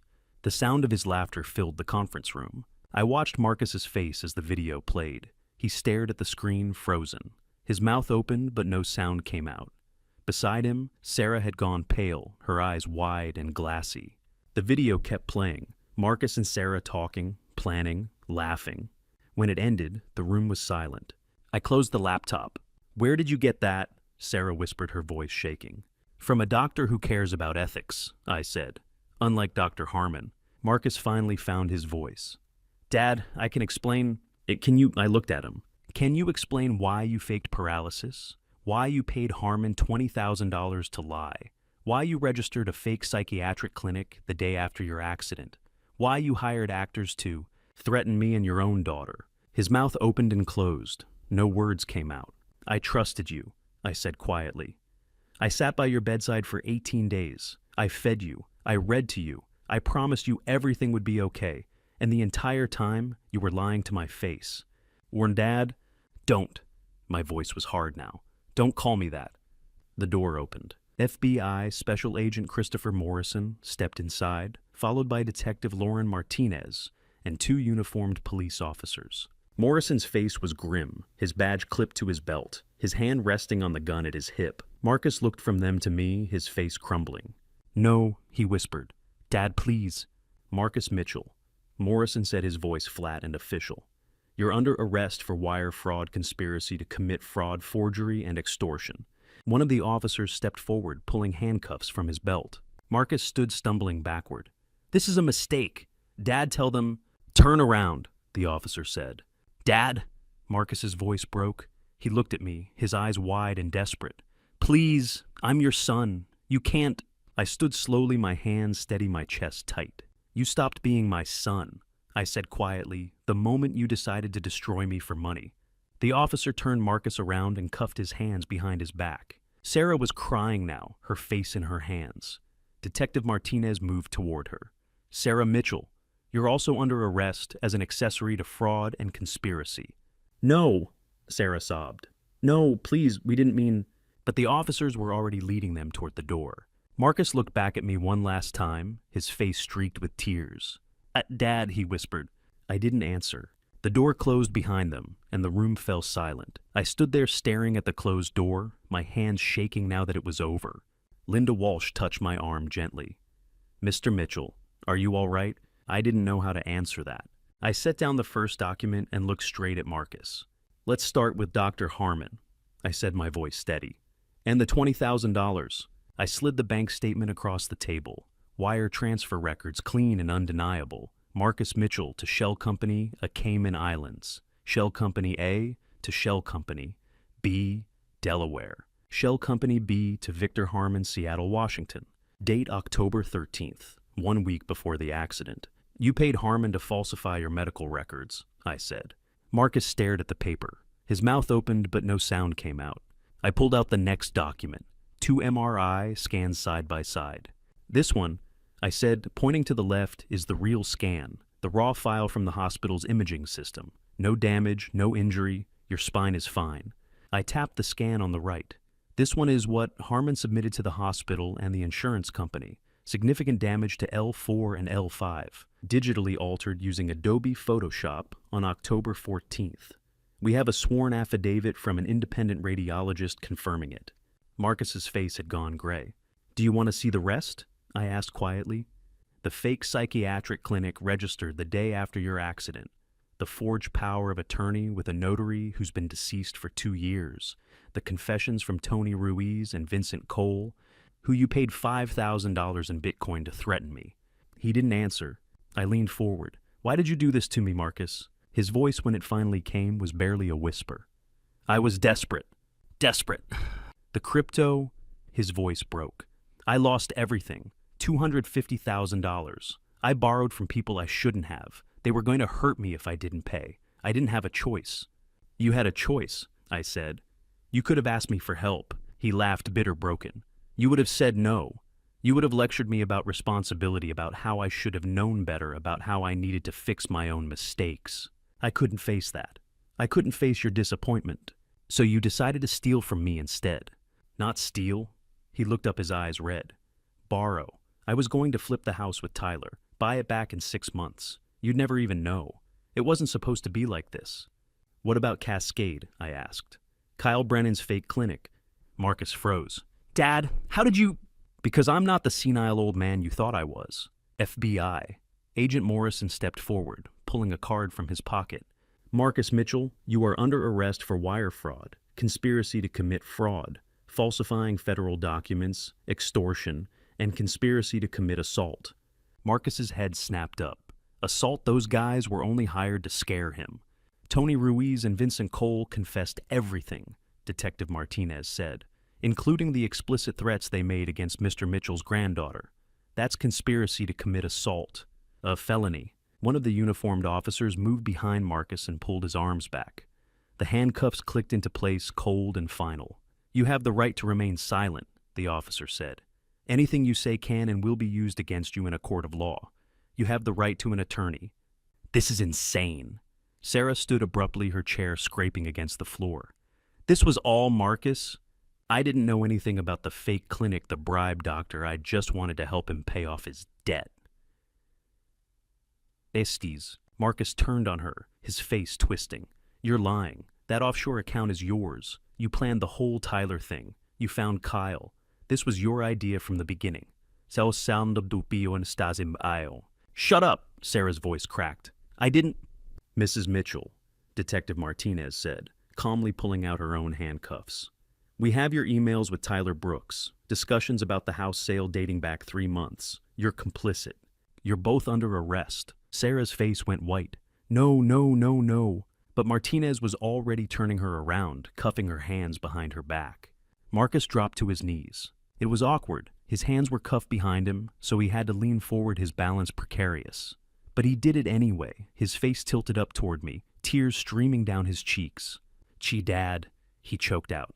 Please, I'm begging you, don't do this. I'm your son, your only son. I'll pay you back. I'll do anything. Just don't let them take me.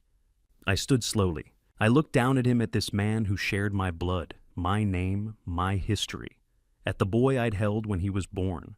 At the child I'd taught to ride a bike, to throw a baseball, to tie his shoes. At the man who'd faked paralysis for 3 weeks to steal everything I had. I love the boy you used to be, I said quietly, but you're not my son anymore. Marcus's face crumpled. Dad, get him out of here, I said to the officers. They hauled him to his feet. He was sobbing now, his voice breaking into incoherent pleas. Dad, please, please, I'm sorry. I'm so sorry, Dad. They dragged him toward the door. Sarah followed, silent now, her face blank with shock. At the doorway, Marcus twisted around one last time, his eyes wild and desperate. Dad. I turned away. I walked to the window and stared out at the city, my hands shoved deep in my pockets, my jaw tight. Behind me, I heard Marcus screaming my name. I heard the door slam. I heard the sound of his voice echoing down the hallway, fading as they led him away. And then there was silence. Attorney Linda Walsh stood beside me, her voice soft. Mr. Mitchell? I didn't answer. I just stood there, staring at the rain streaking down the glass. It's over, she said gently. I nodded, but it didn't feel like over. It felt like the end of something I could never get back. Agent Morrison approached, his badge back on his belt. We'll need you to come to the station tomorrow to give a formal statement. But for now, you're free to go. Thank you, I said quietly. He hesitated. For what it's worth, Mr. Mitchell, you did the right thing. I didn't answer that either. Randall appeared in the doorway, his face grim. Robert, let's get you home. I followed him out of the conference room, down the long hallway into the elevator. Neither of us spoke. The doors closed and the elevator descended in silence. When we reached the lobby, I stopped. Randall, I said. Oh yeah, I don't have a son anymore. He looked at me for a long moment. Then he put a hand on my shoulder. No, but you have people who care about you. Emily, Miriam, me, Dr. Elliot. That's family too. I nodded, my throat too tight to speak. We walked out into the rain. Behind us, 12 floors up, Marcus was being led into a police van, his hands cuffed, his voice hoarse from screaming. But I didn't look back. I got into Randall's car and we drove away. The city lights blurred through the rain-streaked windows. I closed my eyes and let the silence wash over me. It was over. Marcus was gone. And I was still here, alone, but alive. I don't remember leaving Attorney Walsh's building. The next thing I knew, I was standing on 4th Avenue, my back pressed against the cold brick wall outside, legs shaking so violently I thought they would buckle beneath me. The November wind cut through my jacket, but I barely felt it. All I could feel was the weight of 3 weeks crashing down at once. The hospital vigil, the sleeping pills, the fake clinic, the 2 men who had smashed Helen's Vos. Marcus standing in that conference room without his wheelchair, his face pale as Agent Morrison read the charges. Randall was beside me, his hand gripping my shoulder. Easy, Robert. Breathe. Just breathe. You did the hard part. I couldn't breathe. My chest heaved, my vision blurred, and tears I'd held back for 18 days finally broke free. I slid down the wall until I was sitting on the cold pavement, and Randall crouched beside me, saying nothing, simply staying there until the shaking stopped. I loved him, I whispered. I loved him so much. I know, Randall said quietly, and that's why this hurts. We sat there for 20 minutes before I could stand again. Randall drove me home. Emily was waiting on the porch, her face tight with worry. She didn't ask questions. She simply wrapped her arms around me and held on. That evening, Agent Christopher Morrison called. His voice was calm, measured. "Marcus Mitchell and Sarah Mitchell are in federal custody, Doctor. Victor Harmon was arrested at Harborview Medical Center an hour ago. We have everything we need, Mr. Mitchell. You can rest now." I hung up and walked out to Helen's garden. The roses were still blooming, their petals dark red against the gray sky. I sat on the wooden bench Helen and I had picked out 30 years ago, and I wept. Emily came out a few minutes later with a thick blanket draped it over my shoulders and sat beside me in silence. She didn't speak. She simply held my hand, her small fingers warm against mine. The next 2 weeks unfolded like a procedural drama I was watching from the outside, as if it were happening to someone else. On the 19th day, Morrison called again with the formal charges. Marcus faced 8 counts: wire fraud, conspiracy to commit fraud, falsification of federal documents, extortion, conspiracy to commit assault insurance, fraud, forgery, and elder abuse. The federal prosecutor estimated a sentence of 12 to 15 years in federal prison. Bail was denied. Marcus was considered a flight risk because of his hidden offshore accounts and his connection to Kyle Brennan, who had fled to Mexico and was now the subject of an international warrant. Sarah Mitchell, facing 5 counts as an accomplice, accepted a plea agreement on the 23rd day in exchange for her full cooperation and testimony against Marcus Doctor. Harmon and Kyle Brennan, she received a suspended sentence, 2 years of supervised probation, and 300 hours of community service. She filed for divorce that same afternoon. When Morrison told me, I felt nothing. Not satisfaction, not pity, nothing at all. Dr. Victor Harmon's case moved quickly. The Washington State Medical Commission revoked his license permanently on the 25th day. I drove to the FBI field office downtown that afternoon to meet with Morrison and Detective Lauren Martinez. They showed me the evidence file, bank records, emails, the forged MRI metadata testimony from the independent radiologist. Harmon faced federal charges of fraud, conspiracy, and accepting a bribe. His sentencing hearing was scheduled for January. Prosecutors were seeking a minimum of 3 years in prison and a $500,000 fine. The hospital issued a public apology and announced an internal investigation into how a senior attending physician could falsify medical records for weeks without detection. Tony Ruiz and Vincent Cole, the 2 men who had broken into my home, each pleaded guilty to conspiracy to commit assault and extortion. They received 6 months in county jail and restitution orders totaling $15,000. Morrison told me they were small players, hired muscle with no real understanding of the larger fraud. I didn't care. They had threatened Emily. They had smashed Helen's vase. That was enough. Between the 22nd and 32nd days, 5 letters arrived at my house, each bearing Marcus's handwriting and the return address of the King County Correctional Facility. The first envelope was plain white, the kind you buy in bulk at any drugstore. His handwriting was the same slanted cursive I remembered from childhood, the same hand that had written me Father's Day cards, thank you notes after his college graduation, a postcard from his honeymoon in Maui with Sarah. I stacked the first letter on the kitchen counter unopened. The second arrived 3 days later, then the third, the fourth, the fifth. By the 30th day, they formed a small, neat pile beside the coffee maker. On the 30th day, Emily found me staring at them. She was holding a mug of hot chocolate, her expression cautious. "Grandpa, why don't you read them?" I turned to her. My voice was steady, but my hands weren't. "Because I'm not ready to forgive him, Em. Maybe I never will be." She set down her mug and came to stand beside me, looking at the pile of envelopes. "That's okay, Grandpa," she said softly. "You don't have to. Not ever if you don't want to." I pulled her into a hug, grateful beyond words for her presence. By the 32nd day, the legal machinery had returned everything Marcus and Sarah had tried to steal. The fraudulent power of attorney was nullified. My retirement accounts untouched, thanks to the 2-factor authentication and fraud alerts I'd set up on the 7th day, remained secure. The house, Helen's house with its garden and decades of memories, was mine, free and clear. Randall's bill arrived in the mail. I paid it in full and added a 20% bonus. He called to protest. I told him he'd saved my life. Dr. James Elliott stopped by one evening with a bottle of wine. We sat on the porch and talked about everything except Marcus. Elliott's residency, his fiancée, the Seahawks' terrible season.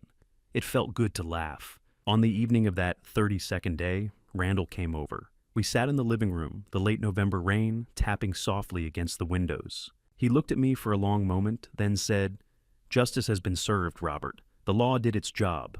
But healing, that's a different thing. That takes time." I looked out through the glass at Helen's roses. Their last blooms were fading in the cold, their petals curling inward. I thought of Marcus as a little boy, laughing in that same garden chasing butterflies. I thought of the man in the gray suit who had stood in Attorney Walsh's office and tried to destroy me. I thought of Emily asleep upstairs, safe and warm under her grandmother's quilt. I turned back to Randall and allowed myself the smallest, quietest smile. I have all the time in the world. The sentencing happened on the 2nd of December. I didn't go to the courthouse. I told Randall I couldn't sit in that room and watch Marcus stand before a judge. Instead, I stayed home and read about it in the Seattle Times the next morning. The headline was simple: Marcus Mitchell sentenced to 14 years in federal prison for elder abuse fraud scheme. I read the article twice, my coffee growing cold beside me. The judge, the Honorable Patricia Reynolds, had called Marcus's actions the most callous betrayal of trust I have witnessed in 30 years on the bench. The prosecutor had asked for the maximum 17 years. Marcus's attorney had argued for leniency, citing his client's remorse and lack of prior criminal history. Judge Reynolds settled on 14 years without the possibility of early parole. The article included a statement Marcus had given before sentencing: "I take full responsibility for my actions. I betrayed the one person who loved me most. I will spend every day of my sentence trying to become the man my father once believed I was." I folded the newspaper and set it aside. Emily found me in the kitchen an hour later, staring out the window at the gray December sky. She sat down across from me, her hands wrapped around a mug of hot chocolate.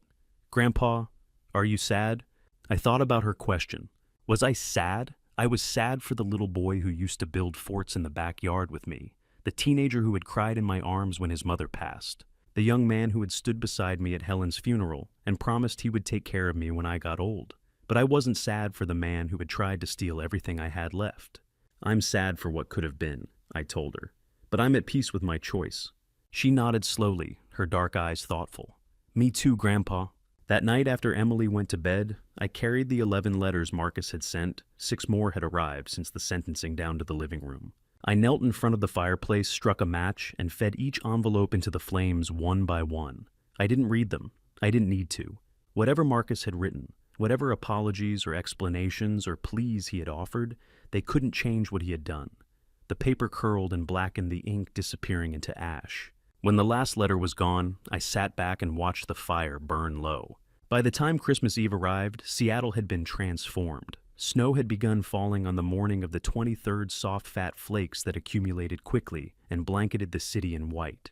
It was the first white Christmas in 7 years, and Emily was beside herself with excitement. She woke me at 6 in the morning, pulling me out of bed to see the backyard buried under 8 inches of fresh powder.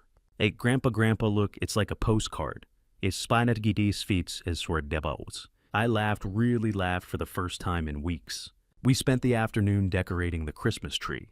I had bought a 7-foot Douglas fir from the lot on Queen Anne Avenue, and Emily and I hauled it into the living room, trailing pine needles across the hardwood floor. We strung lights, hung ornaments, and draped tinsel over every branch. Helen had collected Christmas decorations for 40 years, and each one carried a memory. The glass snowflake we'd bought in Vancouver, the wooden reindeer from our trip to Germany, the porcelain angel Emily had given us when she was 6. Near the bottom of the ornament box, Emily found something wrapped in tissue paper. She unwrapped it carefully and held it up. "Grandpa, what's this?" It was a clay handprint baked and painted red with the name Marcus, age 5, written across the palm in Helen's neat script. He had made it in kindergarten, and Helen had hung it on our tree every year until he left for college. Emily looked at me uncertain. Should we throw it away?" I took the ornament from her hands and turned it over. The clay was cracked in places, the paint faded, but I could still see the shape of his tiny fingers pressed into the surface. This was Marcus before everything, before the lies, the greed, the betrayal. This was the child Helen and I had loved with everything we had. I walked to the tree and hung the ornament on a low branch near the back, where it wouldn't be too visible, but wouldn't be hidden either. "We honor the memory," I said quietly, "not the man he became." Emily nodded and squeezed my hand. That evening, Miriam Randall and Dr. James Elliott came over for Christmas Eve dinner. I had roasted a turkey, and Emily had made mashed potatoes and green beans. Miriam brought her famous apple pie. Randall brought wine. Elliot brought a board game that made Emily laugh so hard she nearly choked on her cranberry sauce. After dinner, we sat around the table with mugs of eggnog and cocoa, and I asked each person to share something they were grateful for. It was a tradition Helen had started years ago, and I wanted to keep it alive. Emily went first. "I'm grateful that Grandpa protected us, that he didn't let them win." Miriam reached across the table and squeezed my hand. "I'm grateful that Helen gave me the job of looking after this stubborn old man. She knew he'd need someone to keep him in line." Randall raised his glass. "I'm grateful for a friend who taught me that doing the right thing can cost you, but regret costs even more." Dr. Elliot, who had risked his career to slip me that first note, smiled quietly. "I'm grateful that speaking up didn't cost me everything, and I'm grateful I got to see justice done." Finally, everyone looked at me. I took a deep breath, my eyes drifting to the window, where snow was still falling, soft and silent. "I'm grateful I didn't lose everything," I said. "I lost the things that were false, and I found the things that were real." We raised our glasses, cocoa, eggnog, wine, and toasted to second chances. After everyone left and Emily was asleep upstairs, I put on my coat and boots and walked out into Helen's garden. The snow was pristine, untouched, except for a single line of rabbit tracks near the fence. The roses were buried beneath the drifts, dormant and waiting for spring. I stood in the center of the garden, my breath fogging in the cold air, and looked up at the sky. "Merry Christmas, Helen," I whispered. "I kept my promise. I didn't let them take it." The wind stirred the branches of the old maple tree, and for a moment I could almost hear her voice, warm, gentle, proud. "You did good, Robert. Now rest." I turned and walked back to the house.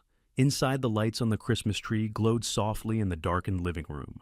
I locked the front door, turned off the lights, and climbed the stairs to bed. Outside, the snow continued to fall clean quiet, covering everything that had come before. A new beginning, and I had all the time in the world. I'm Robert Mitchell, and I'm 65 years old. If you've read my family story, you know I'm the father who sent his own son to prison for 14 years. People ask me every day, "Do you regret it?" My answer is always the same. I regret that it came to this, but I don't regret choosing truth over loyalty to a lie.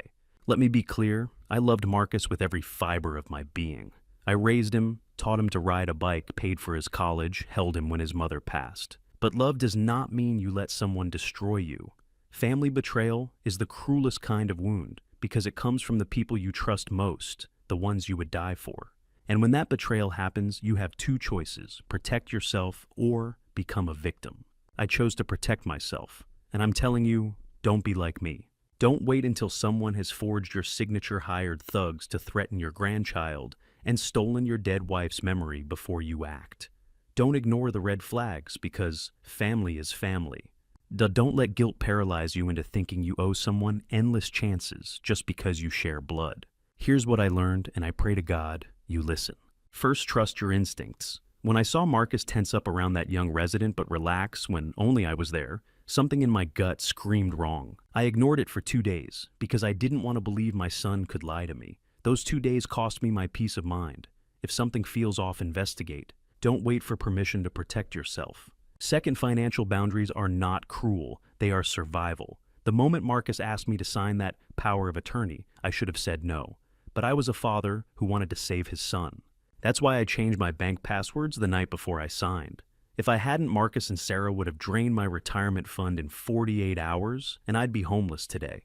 Set up two-factor authentication. Require in-person approvals for large transactions. Tell your bank you have concerns. It's not paranoia, it's protection. Third chosen family is stronger than blood. Randall, Dr. Elliot, Miriam, Emily. They are my real family now. They stayed when Marcus ran. They risked their careers and safety to help me.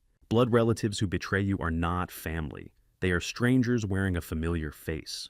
And it's okay to let them go. Fourth, forgiveness does not mean reconciliation. People tell me I should forgive Marcus, that God wants me to let go of my anger.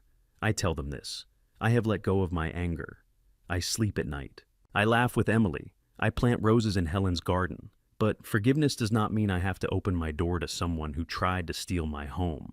It does not mean I have to read his letters or visit him in prison. I forgive Marcus for his sake and mine, but I will never trust him again, and that's okay. God understands boundaries. Fifth, family betrayal does not define you. It reveals who you really are. I could have caved. I could have sold the house, given Marcus the money, and spent my last years broken. But I chose to fight, and in fighting I found strength I didn't know I had. You are not weak for being hurt. You are strong for surviving. Here is my family story. In one sentence, I lost my son, but I saved myself, and I would make the same choice again. If you are in a situation like mine, if someone you love is manipulating you, lying to you, pressuring you to sign documents or hand over money, please, for the love of God, stop and ask for help. Call a lawyer, hire a private investigator, talk to your bank, tell a trusted friend. Do not keep secrets to protect the family. The person hurting you is the one breaking the family, not you. And if you are reading this and thinking, my child would never do that to me, I beg you to remember, I thought the same thing. Marcus kissed my forehead and called me dad while planning to take everything I had. Family betrayal doesn't announce itself with horns and flashing lights. It comes in whispers and urgent hospital visits and tears and apologies and promises to pay you back soon. I thank God truly. I thank him for Dr. James Elliott, who had the courage to slip me that note. I thank God for Randall, who worked day and night to uncover the truth. And I thank God for giving me the strength to look my son in the eye and say no more. Without those three blessings, I would have lost everything. So here's my advice from an old man who learned the hardest way. Set boundaries. Protect your assets. Trust your gut. Choose truth over guilt. And never ever let someone destroy you just because they call you family. Your family story should be one of love, loyalty, and safety, not fear, manipulation, and loss. If it's not, you have the right to rewrite the ending. Call to action. If this story resonates with you, please share it with someone who might need to hear it. Talk to your loved ones about financial safety, about boundaries, about the difference between helping and enabling. And if you are currently being manipulated or abused by a family member, reach out for help today. You deserve peace. You deserve safety. You deserve a life free from betrayal. Final note. This content contains dramatized storytelling elements for educational purposes. Some details are fictionalized, but the lessons and messages are entirely practical. If this style does not suit you, that's perfectly fine. Please seek content that better fits your needs.